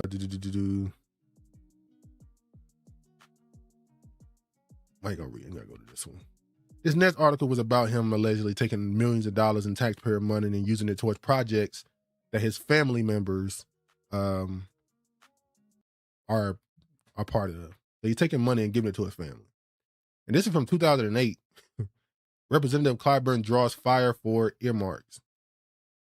South Carolina Representative James Clyburn has earmarked millions of taxpayer dollars this decade for projects that could directly benefit his friends and family members, a newspaper reported Sunday. So he was setting up a lot of projects that he would make sure that people in his circle was going to be in charge of. He was paying them to build something, whether it be a community center or anything. He was finding a way to give his own people money. He was putting Black Lives Matter. They was hiring a brother for security, and then pay them also to build something they don't need. Just find a way to put money in their pocket. But I guess that's typical for politicians. Quick update on this.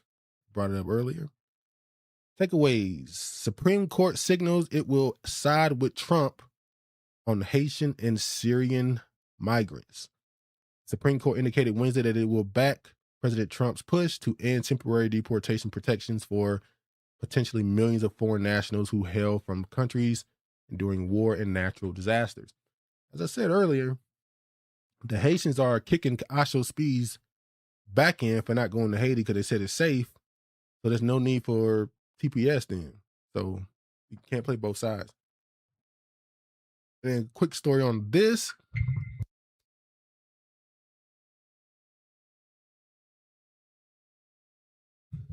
UK stole 25 million years of life and labor through 25 million years of life and labor through slavery in Barbados, says report.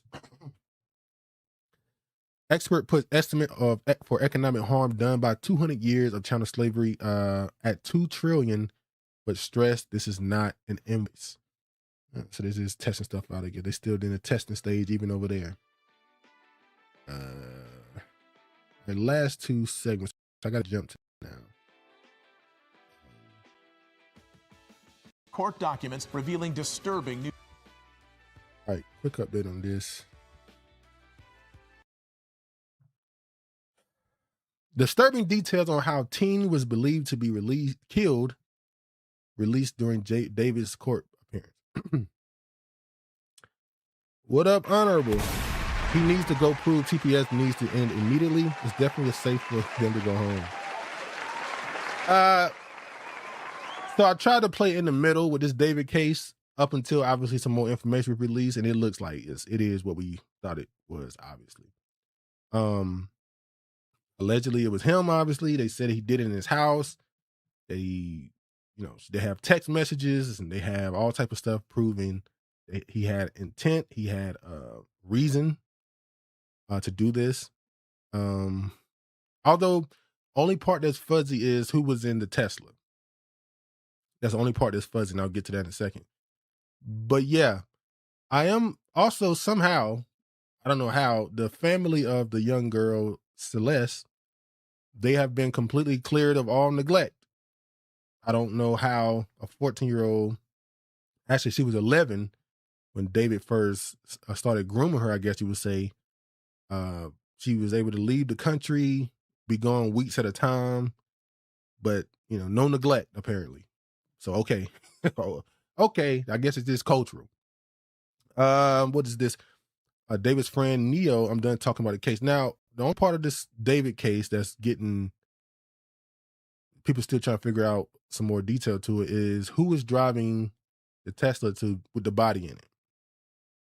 You see right here, it says footage shows David's Tesla being moved on July 29th, with the driver appearing lighter with long hair in a red jersey.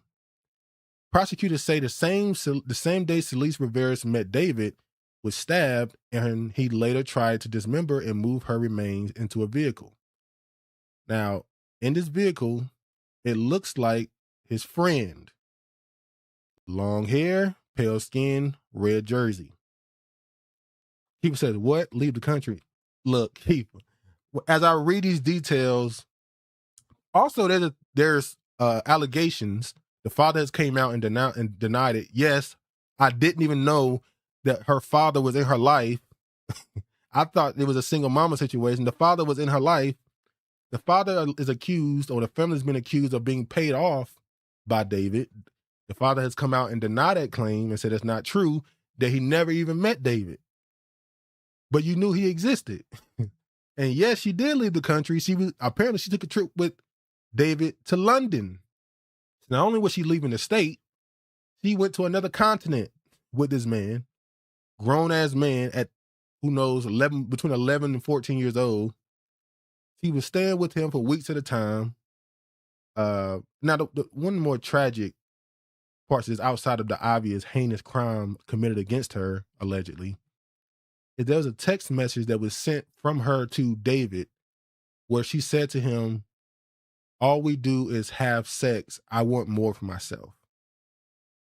This is a 13, 14-year-old girl talking like this. And you go, good Lord, so many of her people around her just failed her. Once again, it seemed like the family was just like, we didn't know. They just completely acting like they were oblivious to the whole thing. They've been caught off guard. If I'm not, the day she was allegedly killed, she literally got in an Uber and went to this man's house at 8:30 at night. So at 8:30, this 13-year-old got up, walked outside, got into an Uber and left. And the family we couldn't stop her. We didn't know. All right, man. He says, I haven't been following the case. When it started, it was just as much of it was much to hear. Wow. Yeah. It was a lot going on. I don't know how the family got away from I get it. If your daughter was killed in such a heinous way, the last thing you want to do is also charge them with neglect. So I'm pretty sure that's the main reason they're kind of just moving on. We got the person who allegedly did it. We're going to arrest him. We're going to hang his ass. We're going to let y'all just get away. Because the people on social media are already going to be on your ass. You're already going to look like shitty parents. There's no reason to throw more on you. So I guess that's what they decided to go with. But yeah, we got to know now if his friend possibly had something to do with it, because he might have been the one who was in the Tesla moving the body around. So David might have killed her. Allegedly, we don't know. And then he had the friend try and dispose of the body, and his dumb ass just drove the damn car to the side of the road. I don't know. Good riddance to him. Your ass is grass and you deserve it. Yeah. This case should be, what was seeming to be the most obvious answer, it seems to be the answer. It should be pretty open and shut. They'll do the trial and we'll get more unnecessary details to this, because we already know see what happened. And he'll get the death penalty more than likely. But yeah, let's move on. Then we got this here. I was supposed to talk about this like a month ago, maybe a month and a half ago, but I never got to it. Then shout out to Miss Joseline Hernandez. She made it a headline again, so I have a reason to talk about this. Joseline Hernandez lawsuit opens Pandora's box of Zeus Network, from toxic culture to RICO rumors.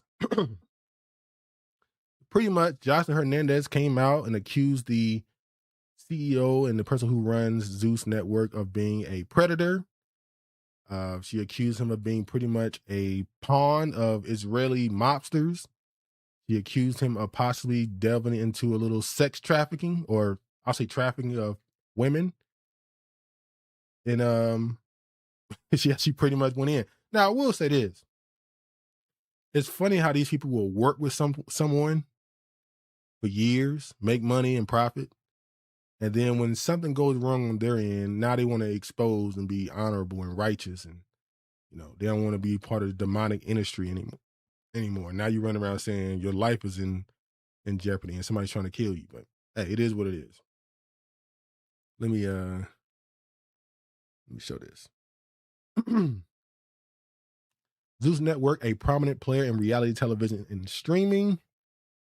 Television streaming is currently a subject of intense rumors involving possible lawsuits and allegations of toxic and potentially unlawful work environment, according to sources cited by the outlet. According to All Hip Hop, industry insiders say discussions behind the scenes hint at a looming RICO-style legal challenge connected to the network's operations. Word on the street is that there's a growing wave of conversations, serious ones, happening behind the scenes. The report states, according to multiple whispers, there could be looming RICO-style legal situation tied to the entire operation. I don't believe none of that. I think this is just drama or rumors. But Zeus Network, like I said, about a month and a half ago, I just randomly found out who ran Zeus. Well, I knew of the dude, obviously, but I found out who his father is, because I never paid attention to the dude who ran the network, and I never paid attention to the network, really. I knew it existed, obviously. I knew people made jokes about what was on it. But then I found out who his dad is. His dad is a bishop. But he's also a bishop of a church called Israel United in Christ. Which is funny because there's a Hebrew Israelite group called the exact same thing. But anyway, this is his church, Bishop Glenn Plummer. Welcome to the official. It's called Israel Ecclesiastical Jurisdiction. This is his church. And there's videos of him going around kissing the wall and constantly defending and talking about Israel. Let me play this clip. I put this up as a short, but I'm going to play some more of this right now. Now, the person who run the network is called Lumel Plummer. I'm pretty sure if you know about Zeus, you probably already know him. But this is his dad. This is a story on his dad right here. As the war in Israel rages on, stories of Americans who have been able to flee are emerging.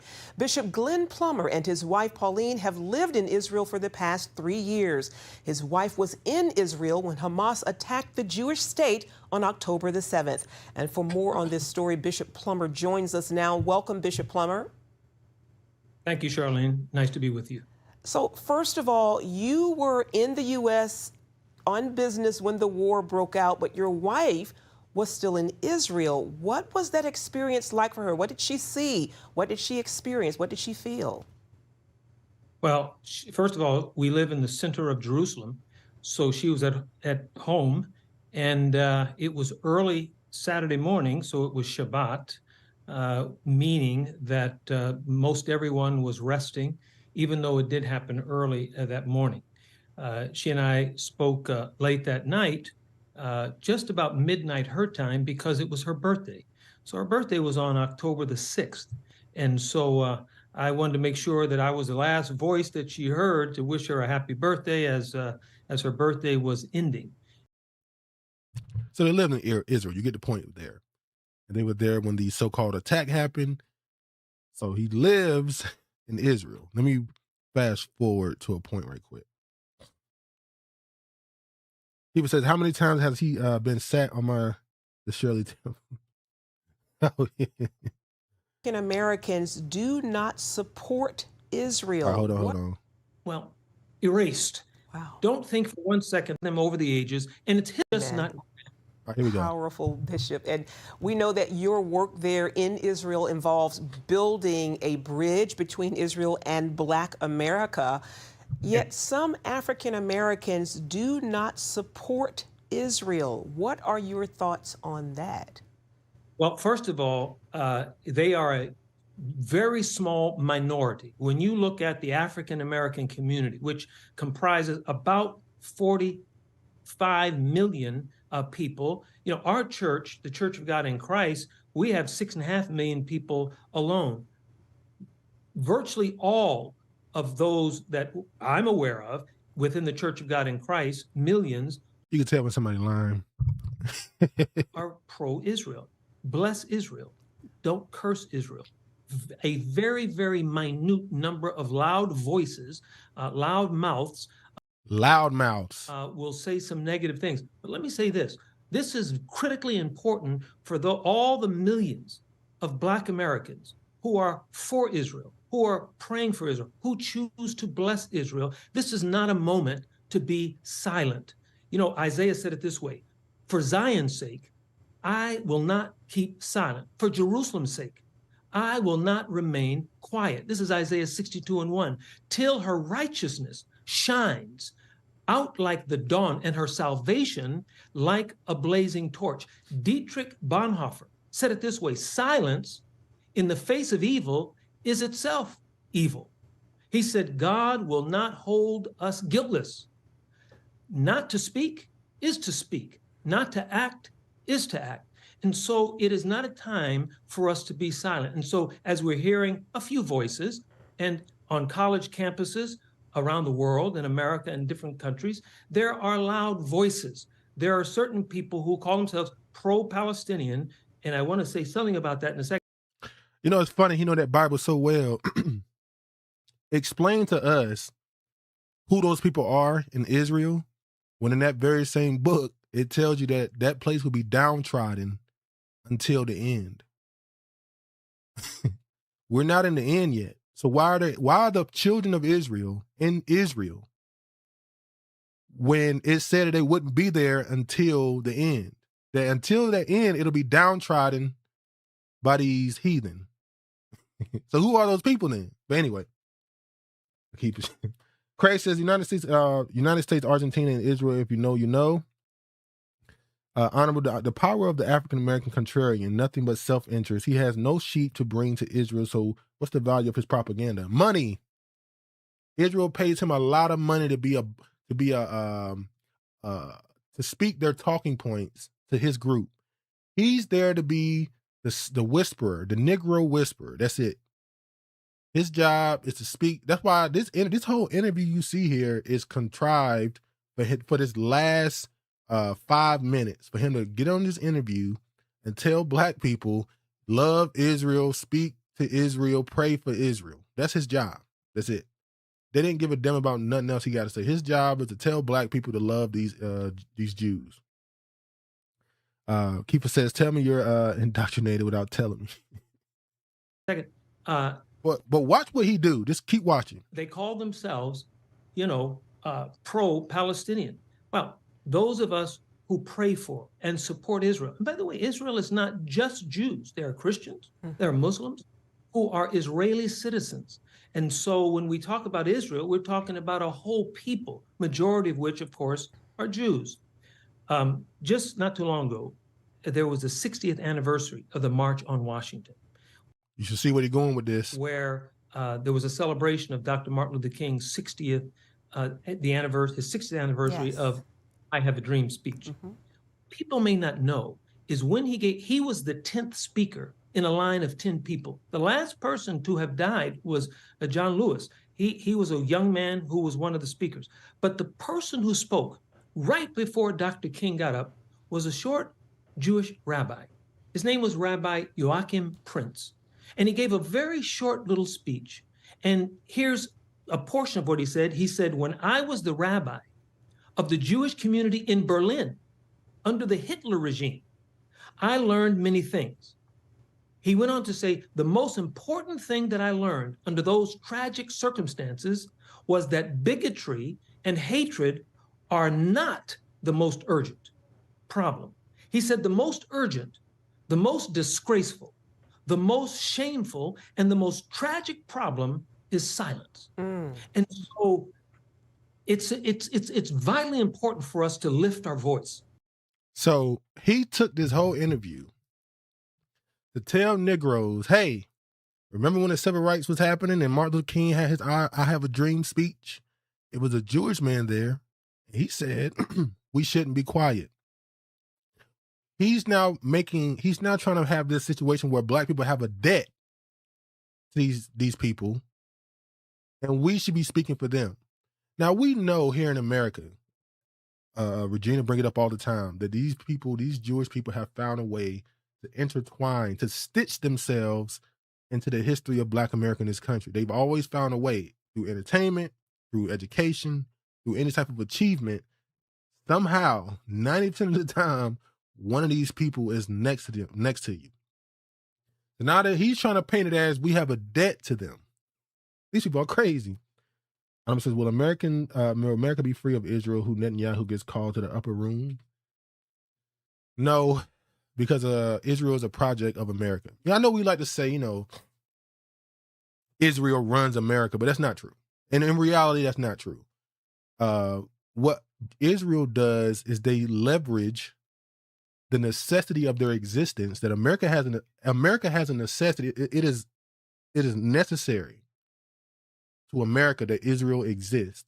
And all the people in Israel do is they leverage it. Hey, you need us. You need us. So in reality, no. Israel does not run America. At any moment, if they decide it's not a important project anymore, it's over. Like, Israel thinks they're going to be able to build greater America if America takes over Iran or something.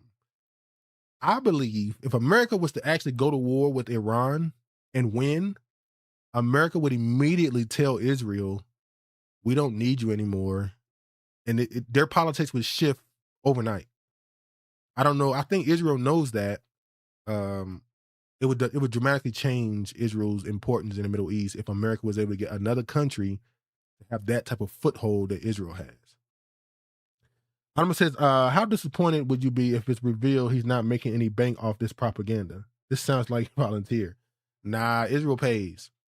Israel pays money. All those pastors you see that gets flown out to Israel to go to the Wailing Wall and to meet Netanyahu and go out there and pray for IDF and ride around with them, they get paid good money. They get paid millions in donations. And a lot of them are obviously evangelical Christians. They get a lot of donations and stuff. Book sales, they get TV show hosts, they get a lot of money. They get a lot of opportunities.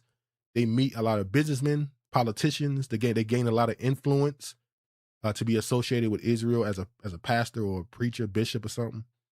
So no, it's definitely not volunteer work. He's making his money. Oh snap. But back to Zeus. So his father is obviously deeply ingrained and very much a Zionist. His father is clearly a Zionist, right? So it's kind of crazy, a pastor or a bishop to be a Christian Zionist whose son is running a network that has that type of debauchery on it. Even though we all know the story of the preacher's kids normally are the ones who go off the furthest. They go off the trail the furthest. But let's move on. Let's go a little bit deeper into this Zeus thing. So Zeus Network secures $8 million in funding to enhance the Solana blockchain. So this is from 2024. They crowdfunded. He was able to raise $8 million. And there was 3 angel donators. I did a short on this already. It was 3 angel donators. That is Anatoly Yakovenko. There's Manib Ali, and that's Andrew Kang. Andrew Kang is the one who's part of Mechanism Capital. He's the main angel donator. He's the major donator or investor, should I say, into he's an agent, if I'm not mistaken. No, he's what is he? He's Asian.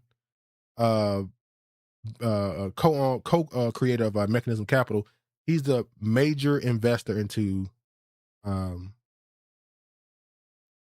Zeus Network. Yakov Anatoly, he's a co-founder of Solana. That's a blockchain company. But Manib Ali is the one who I found something interesting about, not because it's attached to Zeus, but he's into a company. He has an investment to another company that's attached to a whole nother story. I just thought it was a small world. As a matter of fact, I think it's right here. Ukrainian-born engineer behind Solana Lab code as a teen and had a light bulb moment about blockchain. So that's one of the donators. Yeah, then you got Manib Ali, right? He's a Pakistani American. I want to get to this. Now, he's obviously he's an investor into Zeus, but he's also an investor into a company called Ryder, right? Ryder is a Filipino-led startup, right? This is not even that important. I went through this. It's not really that important. But what I found funny was the same people that's investing into Zeus are investing into this company. This company, obviously a Filipino dude named Luis Ivan Valencia. Anatoly, once again, and look at this, Asymmetric's Joe McCann. Joe McCann is the one who allegedly is accused of possibly having something to do with his fiancee, Ashley Robinson, or Ashley Janae's death. That has nothing really to do with Zeus Network. I just thought it was a small world. And because I remember Joseline Hernandez accusing them of doing some trafficking, taking girls around and stuff. What's that big chin girl name? Jesus. The one who, right here, Nellie Nunn, I know her from years ago. They've been accusing her of being a madam. So when I saw this and this name attached to it, I said, ooh. But from what I looked up, Joe McCann has nothing to do with Zeus. So it's not connected. It's just a small world. It just so happens that an investor into Zeus is co-investing into another company with a man who's accused of killing his fiance. That's just all alleged, but it is what it is. All right. Now to this. These are all the people associated with Zeus Network. The content creators, the people who have shows, all that stuff. This dude, D Storm, I knew him from years ago. He used to do music skits, rapper. He was robbed out of this dude, what's his name, Lumel Plummer, pretty much robbed him and the other two people out of any ownership into this network. So he got shitted on. But if you go to this list and you go, who up here looks like they have ties to Israel, right? And I kept scrolling and scrolling. I'm not going through all the people right now, but I did go through one person. And that is Ronaldinho. I think that's how you say his name. Soccer player from Brazil. And side note, if America really wants to get Black Americans into soccer, this is who you should have made more popular in America. Not Messi or Ronaldo. It's this dude here. He got a lot of swag to his game. He's interesting to watch. But anyway, he's retired anyway. But this dude, we're going to hopefully just loads fast enough. Hold on. All right. Ronaldinho, I think that's how you say his name. Ronaldinho, how you say his name, takes flat for Israel visit. So he visited Israel and played in a sponsored game, soccer event. The former footballer from Brazil national team, commonly known as Ronaldinho, simply Ronaldinho, was in Israel this week for a friendly game, pitting himself and other former Brazilian stars against former Israeli soccer stars. The event, known as the Shalom Game, took place on Tuesday in a stadium and is part of a sports initiative promoting peace and brotherhood between the two countries.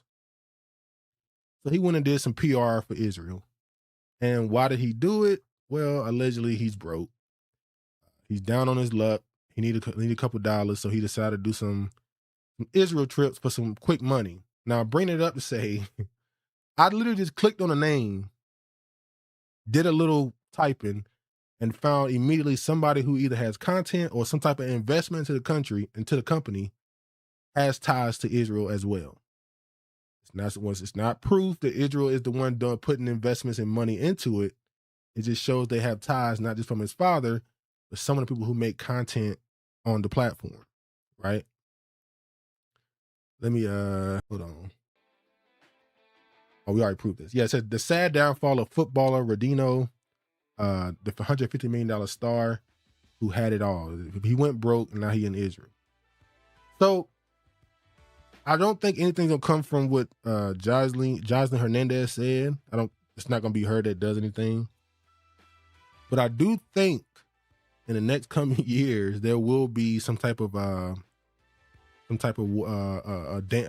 dam will break at some point. There's way too many women fighting, drugs.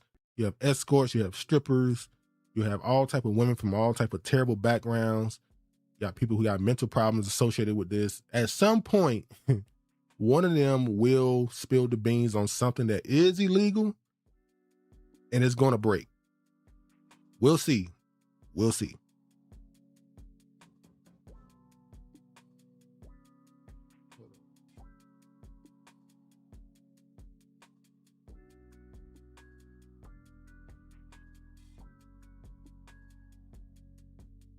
All right.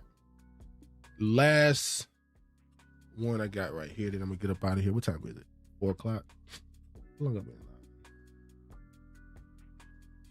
live? 2 hours. All right, that's good. Last segment. Hold on.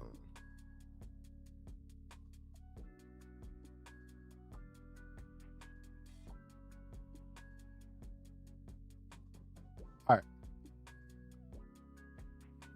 And I brought him up a couple of times. Let's end it with him. I Show Speed releases trailer for Caribbean tour. I watched some of it. I can't lie, it's not as interesting as his Africa tour, but shout out to him. Shout out to the people who, I guess, the country that benefit from it. Maybe if tourism goes up, but that's not the talking point I'm seeing this time around. I'm seeing a shift in perception of him. And I don't know if it's fair, but it's happening. Let me show this right here. Obviously, they talked about the places he's going. He already been to some of these places, Antigua and Bermuda. I think he's there today. He's there right now. You got Bahamas, Barbados, Dominican Republic, Grenada, Guadeloupe, Jamaica, Puerto Rico, St. Martin, St. Kitts and Nevis, St. Lucia, St. Vincent and Grenadines, Trinidad and Tobago, United States Virgin Islands. So the first controversy I saw is that he's not going to Cuba or Haiti. He's not going to Cuba or Haiti. Obviously, there's been a stage 4. Basically, you cannot go to Haiti anyway. I think same thing with Cuba. Trump made a joke a couple of days ago, I think, where he's making a joke how they're going to take Cuba. And he was like, yeah, on our way back from Iran, we're going to have our biggest ship that's set outside 100 meters from the shore, and they'll give up that quick.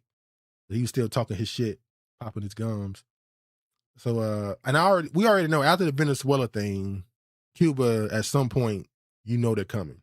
But anyway, Craig said, yeah, no Cuba. No Cuba and no Haiti. Now, Haiti, when they got a TPS thing going on in America, as I showed the article earlier, they're saying they're thinking about leaning towards Trump direction, which is ending the TPS. I see a lot of Haitians double talking out the side of their mouth. They don't know what they want to say. You mad at Speed for not going to Haiti because it's safe, but you mad at Trump and the Supreme Court possibly because you're saying that you shouldn't force me to go back to a war-torn country. Like, which one is it? Is it safe or not? You got to pick a side. Did you want the tourism and you want the respect and love and adulation of your beautiful culture, as you say, and how much would change the world? The perception would change so much of the world if Speed went there. Or y'all not safe and y'all need to be able to come to America and stay here for the next 10 years. That's what they're saying now, by the way. It needs to be renewed and extended 10 years. But yeah. I wish he wouldn't have done this. It's the same shit in the different fonts, and most of the people there in the States are so ungrateful. I agree. I watched the Trinidad one and I watched the St. Vincent one. And I kind of saw clips of the other ones. And it's like, it's Caribbean culture. Like, it's kind of the same thing, slightly different in every country. Like, it's slightly different foods, it's slightly different accents they use, but it's all kind of the same. They all carnivaled out. The music is kind of different. As you said, different fonts of the same beat. Like, it's kind of the same culture in each island. Like, and then he went to the U.S. Virgin Islands, and it was nothing but a bunch of Americans that used that place as a vacation houses there. They just kind of was just there, and it's like, what's the point? And it's a bunch of white people here. It's not even Caribbean culture. But anyway, back to the bigger point. He didn't go to those places. We see the debate on both sides, right? Then I saw this here. There was a woman. Please tell me I have the video. Hold on. Do I have the video, please? Hold on. Hold on. I have a video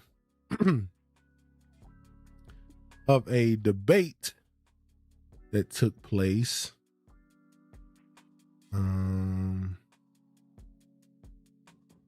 Oh, snap. Hold on, y'all. I'm really going to need this. I have to go get it now. Hold on. It was a professor that I've talked about before. He had an African woman on his platform who pretty much accused Speed of being an agent, and basically said that his influence is being used by the West and that we need to be careful. They also accused Khalees of being some type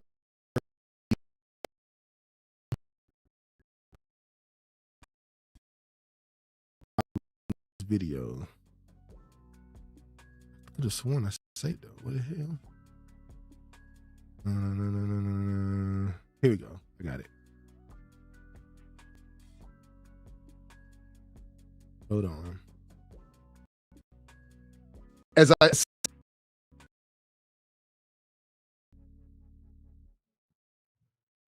All right, here we go. Not going to show the whole thing. Just going to show a little bit of it. As I sent you, I asked you your opinion because we had communicated and talked in our interview about the I Show Speed tour of Africa, and we shared some of our own skepticism around, you know, what value there might be to that visit.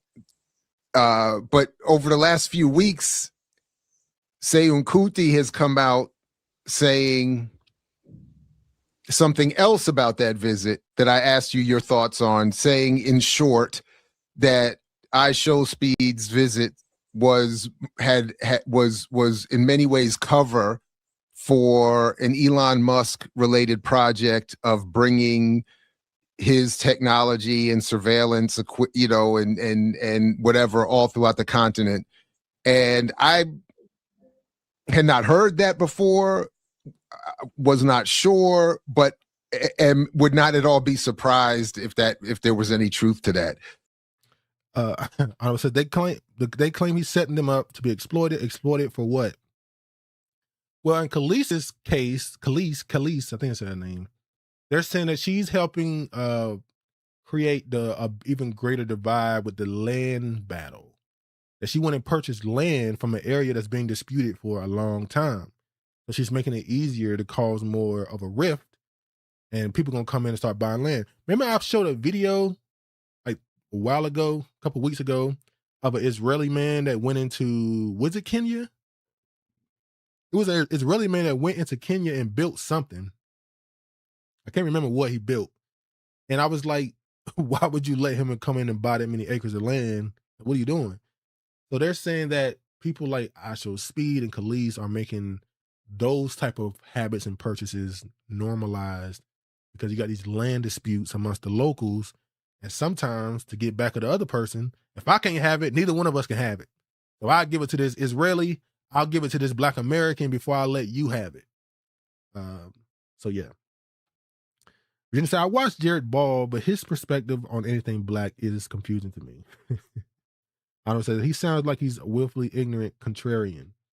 No, he's a Pan-African Marxist. That's kind of the point. They really don't believe in the identity thing. They don't support At least as far as I know. I don't watch a lot of his stuff, so I don't know his actual full thing, but I know he's an anti-capitalist Marxist. He's somebody who's Pan-African, which kind of, to me, those identities clash. Because Marxism is very much anti-identity politics, but Pan-Africanism is built on identity and nationalism. But, all right. What were your thoughts about that? And what, or are your thoughts about that? And I got the gist of, you get the gist of what they were arguing. I'll fast forward a little bit. Hold on. People were saying that Kenya got the most streams, the most people logged in to watch the streaming, and it was many hours. And people are saying, "Oh wow, look at Kenya! They are really onto this thing." So I just thought it was too convenient. It was too convenient for me, and I thought also that. I mean, he even went to schools, so already that's kind of, there's been a lot of marketing of internet products, of digital products to school children. So I just thought it was too convenient. Too convenient, he says, right? Ayanna says, so they want to use Black American excluding Khalid as country ambassadors, but if they can't control us, so they're the only ones gaining from us, then we're exploiting them. Yeah. I saw a Trinidadian woman. She was an Asian or Indian woman, but I didn't realize if somebody said they're from Trinidad, they Indian, pretty much. I know there's a lot of quote unquote melanated people, African descendant people on that island.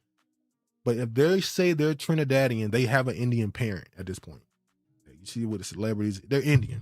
But an Indian woman had came out, and she kind of had a critique, the same as Honorable was bringing up, where she was saying, what is Trinidad or the Caribbean islands gaining from these streams? They're saying that he gets to keep the video, he gets to gain subscribers. What are we getting? And it's like, well, he's giving your countries a huge platform to showcase your culture, to increase tourism and interest and curiosity. That's the give off. He was saying how they need to have signs going around pushing products and all this other stuff. And like, see, it's ungrateful.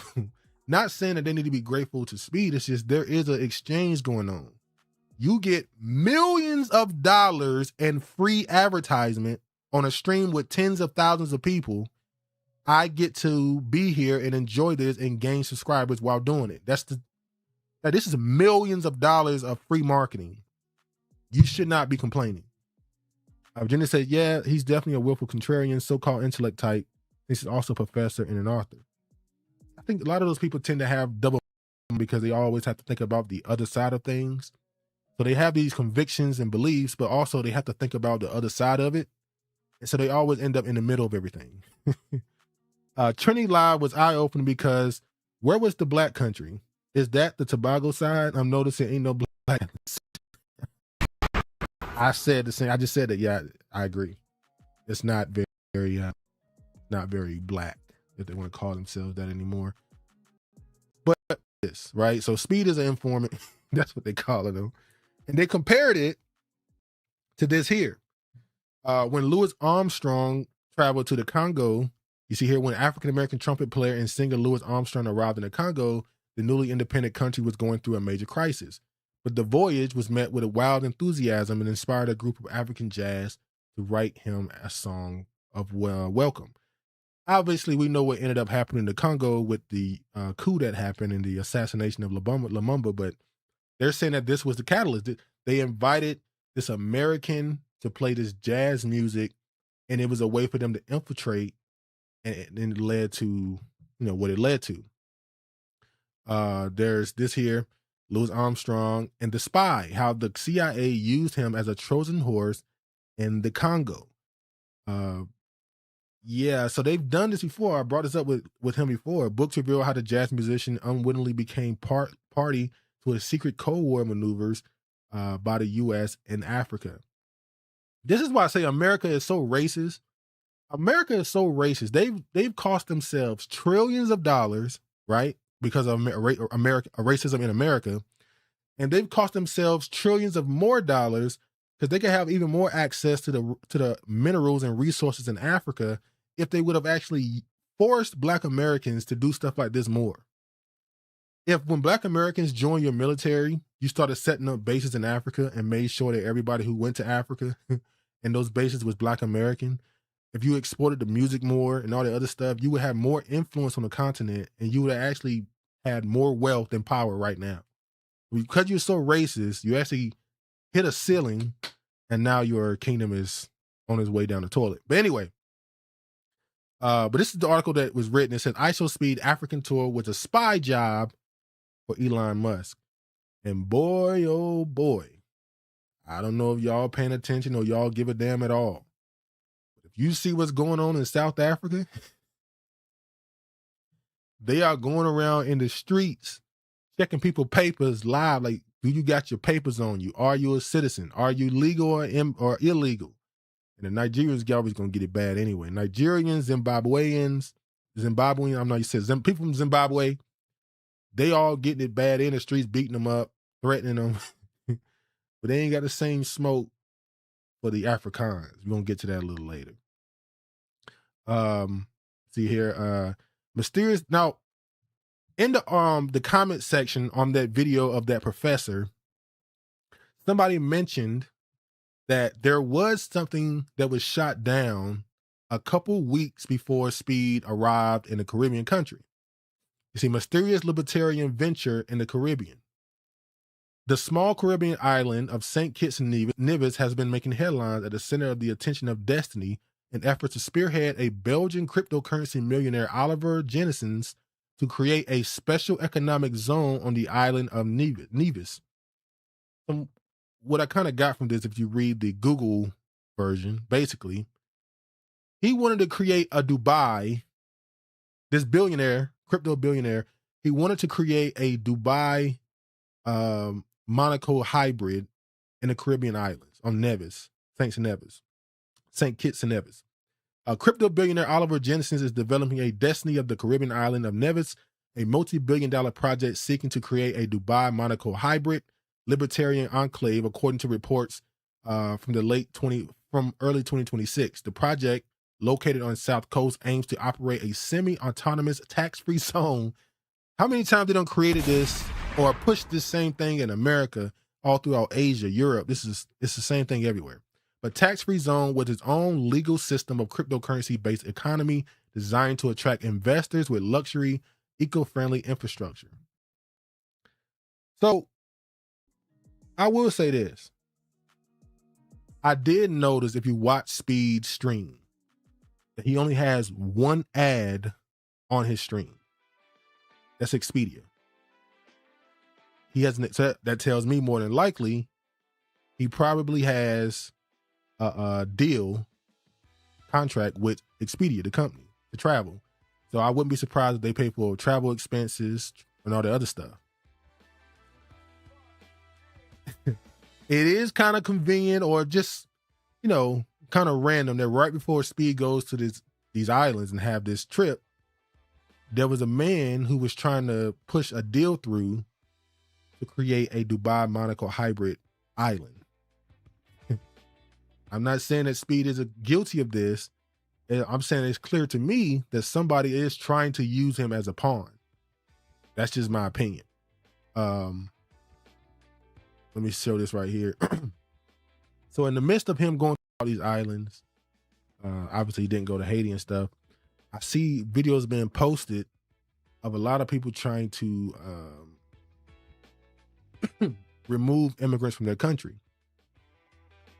It's been going on in Europe for the last decade. If you paid attention to the extreme migration that happened with North Africa and the Middle East going into Europe in the early and mid 2010s, how a lot of the German and French right wingers have been complaining about it for a long time. They've been trying to, Spain, they've been trying to get them out of their countries. But now you're starting to see it in the South, the global South. It's happening in South America. It's happening in Mexico, where they're trying to nationalize themselves as far as health insurance and stuff, where only Mexican citizens can get health care, but yet you're sending a bunch of Mexicans and other foreigners to America to become citizens, and you want them to get free healthcare. It's just crazy. It's hypocritical. But you're seeing a lot of the more desperate times are leading to the global South is now fighting immigration. Let me play this here. Moreno! Ay, Dios mío! So this is a Haitian trying to they're trying to deport a Haitian out of the Dominican Republic. Ay, ay, ay! Se tiró por arriba! ¡Jesús Santísimo! Arriba, arriba.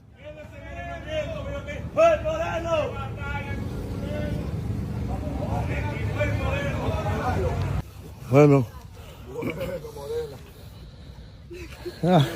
Morena nada más se ríe. Está muerta la risa, la morena. Morena.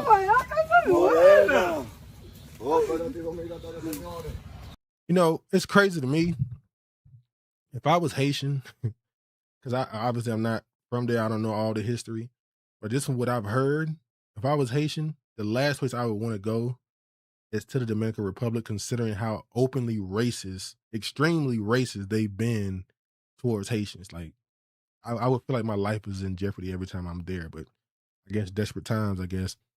This right here is the South African situation. Just then, xenophobic mobs continue to unleash violence against Black Africans. I'm going to ask again, maybe it's redundant. What the hell is a Black African? What is that? Are Africans now claiming North African Arabs as African now? What is the point of, what is a Black African? But anyway, residents have been urged to remain indoors to protect their belongings as unrest linked to xenophobic violence intensifies in parts of Johannesburg. Let me play.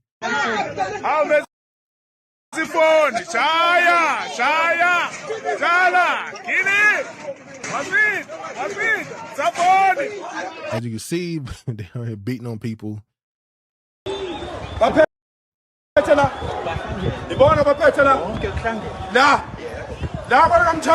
And they're dressed in their native, some of their native traditional clothing. They wrap themselves in their flag. So this is extreme nationalism. He's doing this for country pride.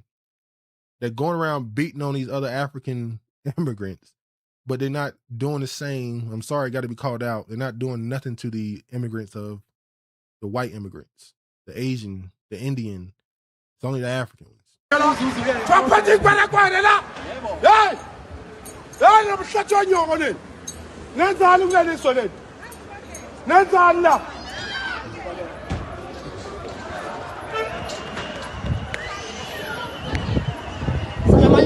Salamayuna.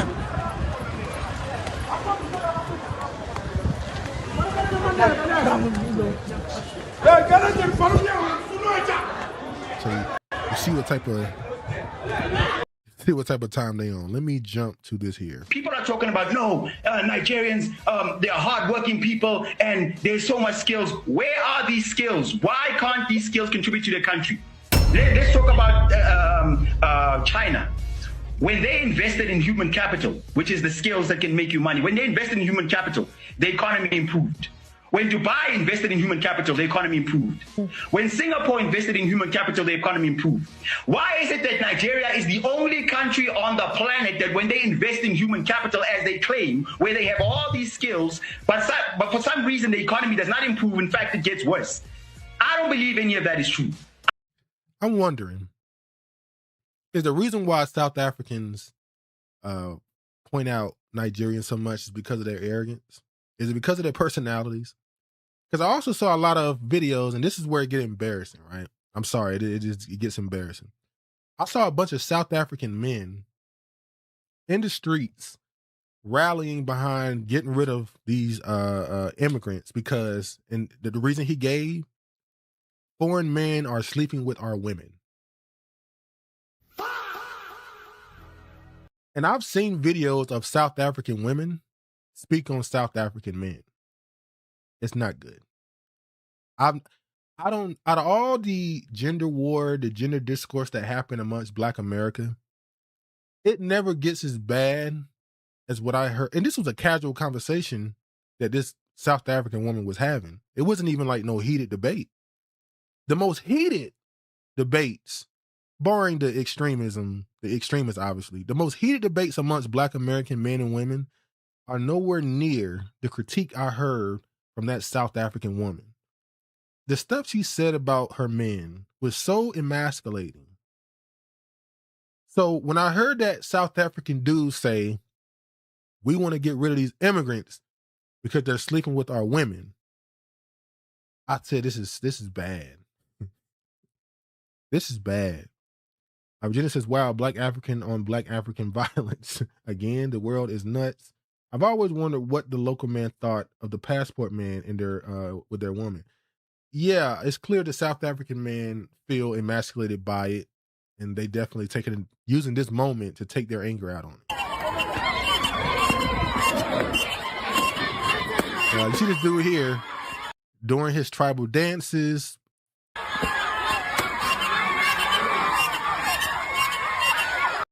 And this is why I realized that this dude right here is fake.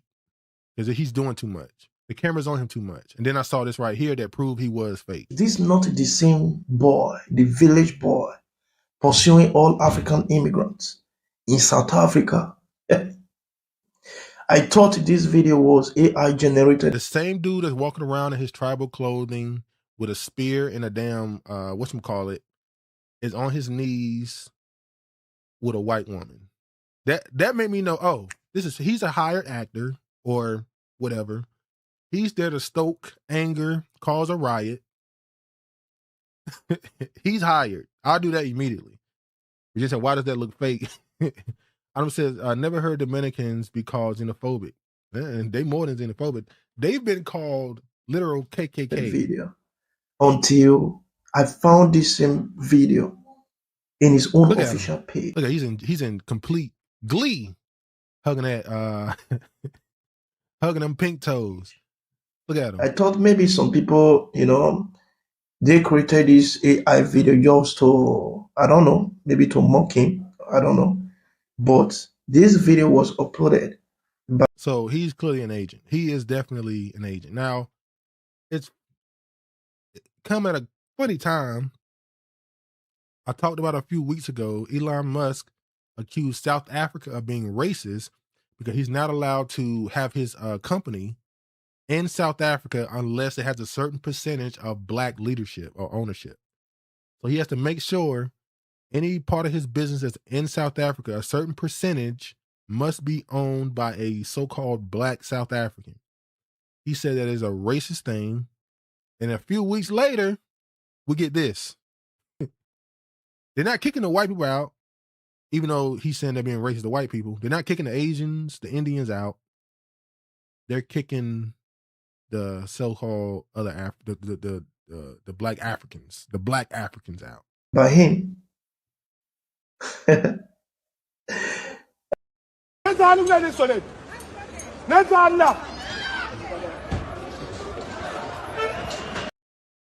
He said that's more than fair. Exactly. Considering they literally are doing that because that's because of apartheid. That's an apartheid law. They made sure that after that, they got rid of that. We're never going back to that. So we're not going to allow people to come in and own too much because they know what it can lead to. And his family was there during apartheid, so he knows this. But you get the point of that. Let me jump to another one. Look at this. And once again, this ain't got nothing to do with us. And I probably shouldn't be talking about it. I'm really minding their business right now. But I can't lie. When I saw this, I did think for a second it could get kind of bad. When you get a population to agree that there's a singular group that is a cause for all their struggles, it is very easy to convince them to do things they normally wouldn't, whether it be violence or other things. I saw a South African, Malema, the former dude who ran for office, they put his ass in prison. They gave his ass 7 years in prison, if I'm not mistaken. The one who was pushing kind of a Pan-African, we are the true people thing, trying to kick the white people out. I think they gave him 7 years in prison recently. But in a speech that he had when he was calling out the so-called xenophobia in South Africa, he said to the people that have the ability to be in the middle of the street in the middle of the week, you don't have a job. So if these so-called South African business owners kicked out the immigrants, would you take the work? Would you do the job? And then they showed a video of a South African person saying that our government should give every citizen $1 million just because. So now they calling South Africans lazy. Honorable says they already fought white immigrants. I don't like the narrative that's being weaponized against us. The same West Africans claim we're not fighting whites or Hispanics because we don't support flat blackness. Slight difference is we're not in the streets threatening to beat and rob immigrants. Even though I saw a Pan-African ask that question, at what point do FBA, Black Americans, go out in the street and hunt down immigrants? And I thought, like, when have we ever did that? We're the only community that anybody of any background, any ethnicity, race, from any continent, you can come to America and start a business in our neighborhood and we'll support it. We're the only group you could do that. Every other group, if you go in their community and they don't know you, you'll be out of business in 3 months because they're not going to give you any, work. I mean, they're not going to patronize your business. Honorable says we need to be more like South Africa. No, I think South Africa is the similarities between South Africa and Black America is we both at some point was forced to be in the belly of the beast. We were forced to be next to a group that were clearly trying to destroy us. The difference is they were the majority. I think that has to matter. Being the majority in a country and being subjected to the things they went through, that maybe that has an even more psychological damage, especially to the men, because you can't make the excuse of we were outnumbered. It's like, no, you were the majority and you still got punked. So maybe that leads to more extremism like this. And now because you were the majority and this minority was there and they're still the ones that are in power and control your economy, you feel like you still need them. So you don't go at them really because you think you still need them. You have the best economy on the continent and you tying it to, well, there's white people here. And people from international businesses are willing to invest in this country because there's white business owners here. So you think we need them, so we got to not go at them. But we can go at the other Africans because we don't need them. Craig says, Black people's beauty, humanity has been our undoing. Yeah. Like the greatest fear amongst white America was they just knew that if Black people get any chance to be able to just be around each other for too long, that at some point we're just going to tear the country up. Like we already know there's been so many people spying on our community to make sure that we don't become too close to the Muslim community overseas. Because they think we're going to turn into jihad members and just Allah Akbar and start blowing shit up. They think we're going to be, they believe that Black Americans, because of our anger, rightful anger and righteous anger that we have, we can possibly be brought in to these terrorist groups overseas, or what they call terrorist groups. So they've always feared Black America becoming, truly showing their anger and rage. The problem is we never showed it, really. And when we do show it, we destroy our own, we destroy the neighborhood we live in. Even if we don't own it or control it, we destroy where we already live. So we kind of shoot ourselves in the foot. But yeah.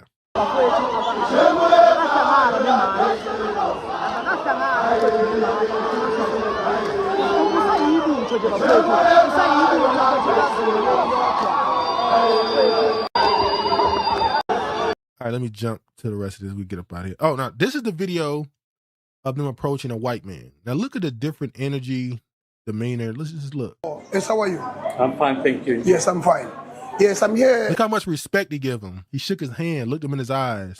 Concerning the complainants about the employees. Your employees, they've laid their complaints and they were not attended proper and also they are stuttering over his words. This look bad. A lot of complaints regarding their salaries whenever there is a shortage of This is bad, man. You was swinging no question with the Africans. With him, you talking and stuttering over your words, and I don't know, man. Regina says, I can agree with Craig and add is because we made the mistake of thinking all skin folk is kinfolk, and now we realize with our own real eyes all the real lies of the fact. Now look at us. Yeah? But it's never too late. Food inside the shop. You took their money, 1,000 rand, and then they don't get proper payments, and now you are threatening them to chase away. Feeling with his hand, he nervous. So the land was in cars. The only thing I'm going to say to you is that it has gone to famous brands, lawyers that have looked at it, and that is where the white man told you, talk to my lawyer. You ain't gonna touch me. I'll see lawyers. All right, let's see what else we got left. Do I got anything left? This is from like 3 weeks ago. I forgot to talk about this. I might show it. Yeah, I'm gonna show it. Forget it. This is from like 2 weeks ago. This is old. Never got around to it, but I'm gonna get it. I'm gonna just do it now. This is a Nigerian dude who's at a restaurant, and a woman who works at the restaurant refers to him as an Akata. He made sure to clear it up and say he's not Akata, that he is Nigerian. I didn't know that they're not Akata. We call it Akata. I'm a Mibe Akata. I know Akata. Yeah. I know. She said we are not Akata. Somebody pointed out he was proud of being called an Akata too. He think they saying he looked Black American. No, like we have sense. Like as in, I can do tattoo. I can do my hair like this. Yeah. But I can have tattoos. I can do my hair like this. But I got common sense. When it comes down to like my mindset, I know who I am. I have a good mindset. In the longer video, he goes on to say that I have a job, I have my own place. So we kind of know that being called an Akata is meant to be disparaging. But let me play. When people got on his ass about it, this is what he had to say. Don't comment on my video if you don't know me. Don't comment. Only this shit. Nah, guy, you are lame because anybody can get teeth. Okay, it don't matter. You don't know me, you are coming to tell me about my life. And this lady, like, I'm being respectful. Like, that's the way I was raised up. I'm not telling this lady, oh, why are you calling me Akata? Why am I doing that for her? Why am I being the Akata that she's calling me? No, she just said I look like an Akata. It's not like, she just said I look like an Akata. I said, okay, I'm not an Akata. Like, I have sense. Anyway, muche is buche. You guys know what having sense is. Like, you have mind, you are not just doing rubbish. As in, guy, I work, I make money, I live by myself, I pay my own bills. Anyway, muche. I know they stay, I don't rob, I don't take water. So I don't fit the description, only like my dress, hair, tattoos. And I know that's the reason she said, because when I walked in the store, she was like, wait, like my brother was speaking like, my language, like Ayanna Sibo. She was like, wait, you guys don't look like Nigerians, or like normally, typically the way you guys act, tell me now all the time. Nah, Sibo, I know. You guys are always like, bro, you don't look Nigerian. Like, how are you speaking Igbo? Igbo pass me, self. Me within Nigeria, you speak Igbo pass me. Like, that's the same thing, right? So I'm not gonna like be rude back to the lady. Boy, the way he changed his accent, right? He spoke in bullshit for the first 1 minute and 20 seconds. Then he just completely changed his accent. That shit was crazy. Y'all talking about something like, bro, we gotta stop this shit, bro. You gotta defend that shit. You can't let a girl, like, you can't let a lady call you. Why am I calling, hey, Jesus? Why am I doing? All right, you get the point. Virginia says, why come Africans identified by nation but insist American blacks are unequivocally African? I've been having I keep getting stuck on that same point because, I done said it 1,000 times already. I saw a video of a African girl who was on a podcast who went to, I guess she went to Yale or something like that. And she was like, I want to give credit to Black. She stopped herself. African Americans. She was going to refer to us as Black Americans, but she said African Americans. She said, I'm Black. I'm from Africa. I'm Black American. I want to give thanks to African Americans for being able to set the standard for us and help us get to this country and give us all these opportunities. And I said, wait. So now they Black American And we African American. Okay. People said he sounds stupid. Yeah, that was crazy. But that was some weeks ago. She basically called him a cocktail. He was proud of it at first, and then they told him to check her. He was like, no. Pretty much. No. Last video I want to show on the way out, I just thought this was funny. Because it's going to lead to one last final point I want to make about what's happening globally. Daddy, come here. I need help opening this. What's up, baby? You good? Hey, man, hold on. I done already told y'all about that bullshit. Watch out, man. Ain't but one motherfucking daddy around here. I done said it about 5 motherfucking times. Y'all need to stop that bullshit. Ain't but one damn daddy. Yeah, my bad, Pop. There's one daddy. That's it. I was saying he volunteered, nobody paying for this, and I'm not giving him talking points to control the narrative. When I heard this video, I only heard the sound. And I couldn't tell that this was a Caucasian man talking. Hey, man, hold on. I done already told y'all about that bullshit. Watch out, man. Ain't but that watch out man was hilarious. I'm showing this because Lord have mercy, end the show, dude. Just end the damn show. This is the last point I want to make about why I found this funny. So me and Travis was talking, and we were looking at this video of there was a big argument on social media on X. If you don't know, on X now it automatically translates messages. So we're now seeing what people in Japan, we're seeing Portuguese. Everything is automatically translated. So everybody from every country is now on your timeline, and you can see exactly what they're saying in your own language. So there's been this back and forth between the Koreans and the Black Americans about the Koreans and K-pop copying Black American culture. I'm gonna say this goofy made the moment worse with their response, and there he goes to claim he was adopted and raised by Black Americans. Yeah. So this reminded me of that argument that they were having. And I saw a lot of people saying, you've been hearing a lot of people say the word destiny swap, that it seemed like everybody from everywhere is trying to claim things that have been Black Americans, whether it's language, music, all type of stuff. Every country. It ain't just people from the continent of Africa or Caribbean countries. It's South Americans, it's Mexicans are saying they invented stuff. You got Koreans and Japanese saying that they invented stuff that's Black American culture.